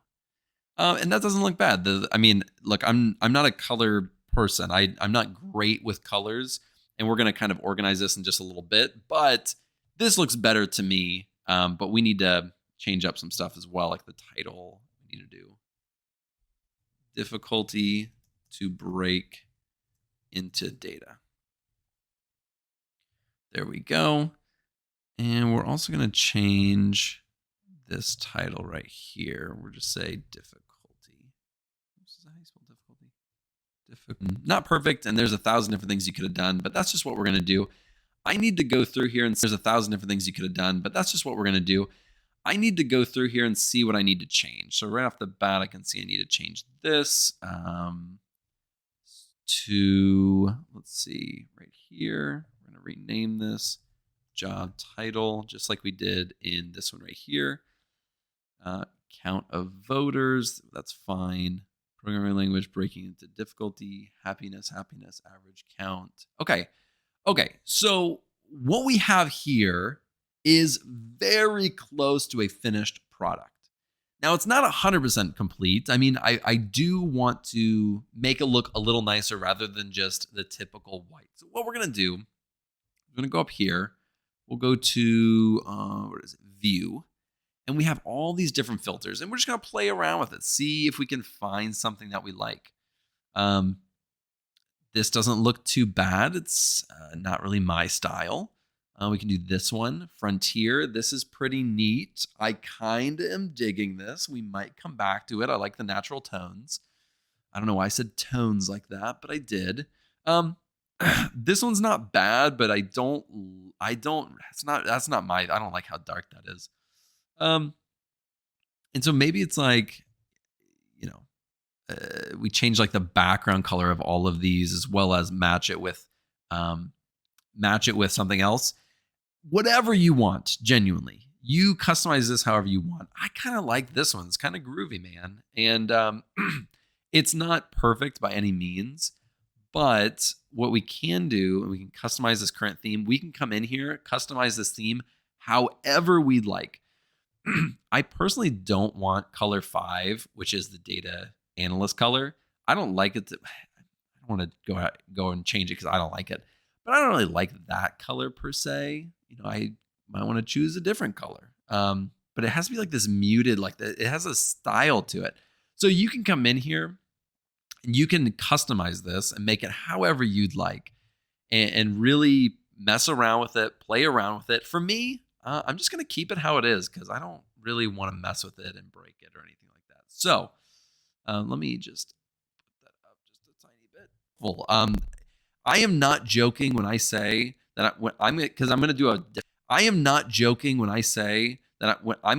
do a different project. I'm going to go really in depth in another project. It's probably going to be like a 2-hour project. It's going to be crazy long. Well, for a YouTube video, but I can see doing 1,000 different things with this data, creating a really great dashboard, really cleaning the data, which is a large part of actually doing this. And we didn't do much data cleaning at all.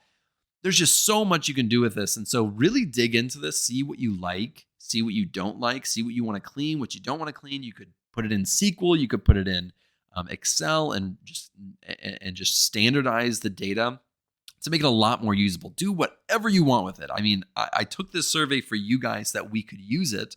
So go out and use it and make the best dashboard that you can possibly do. So I hope that this was helpful. I hope that you enjoyed this. Thank you so much for watching this video. If you like this, thank you so much for watching. If you like this video, be sure to like and subscribe below, and I'll see you in the next video.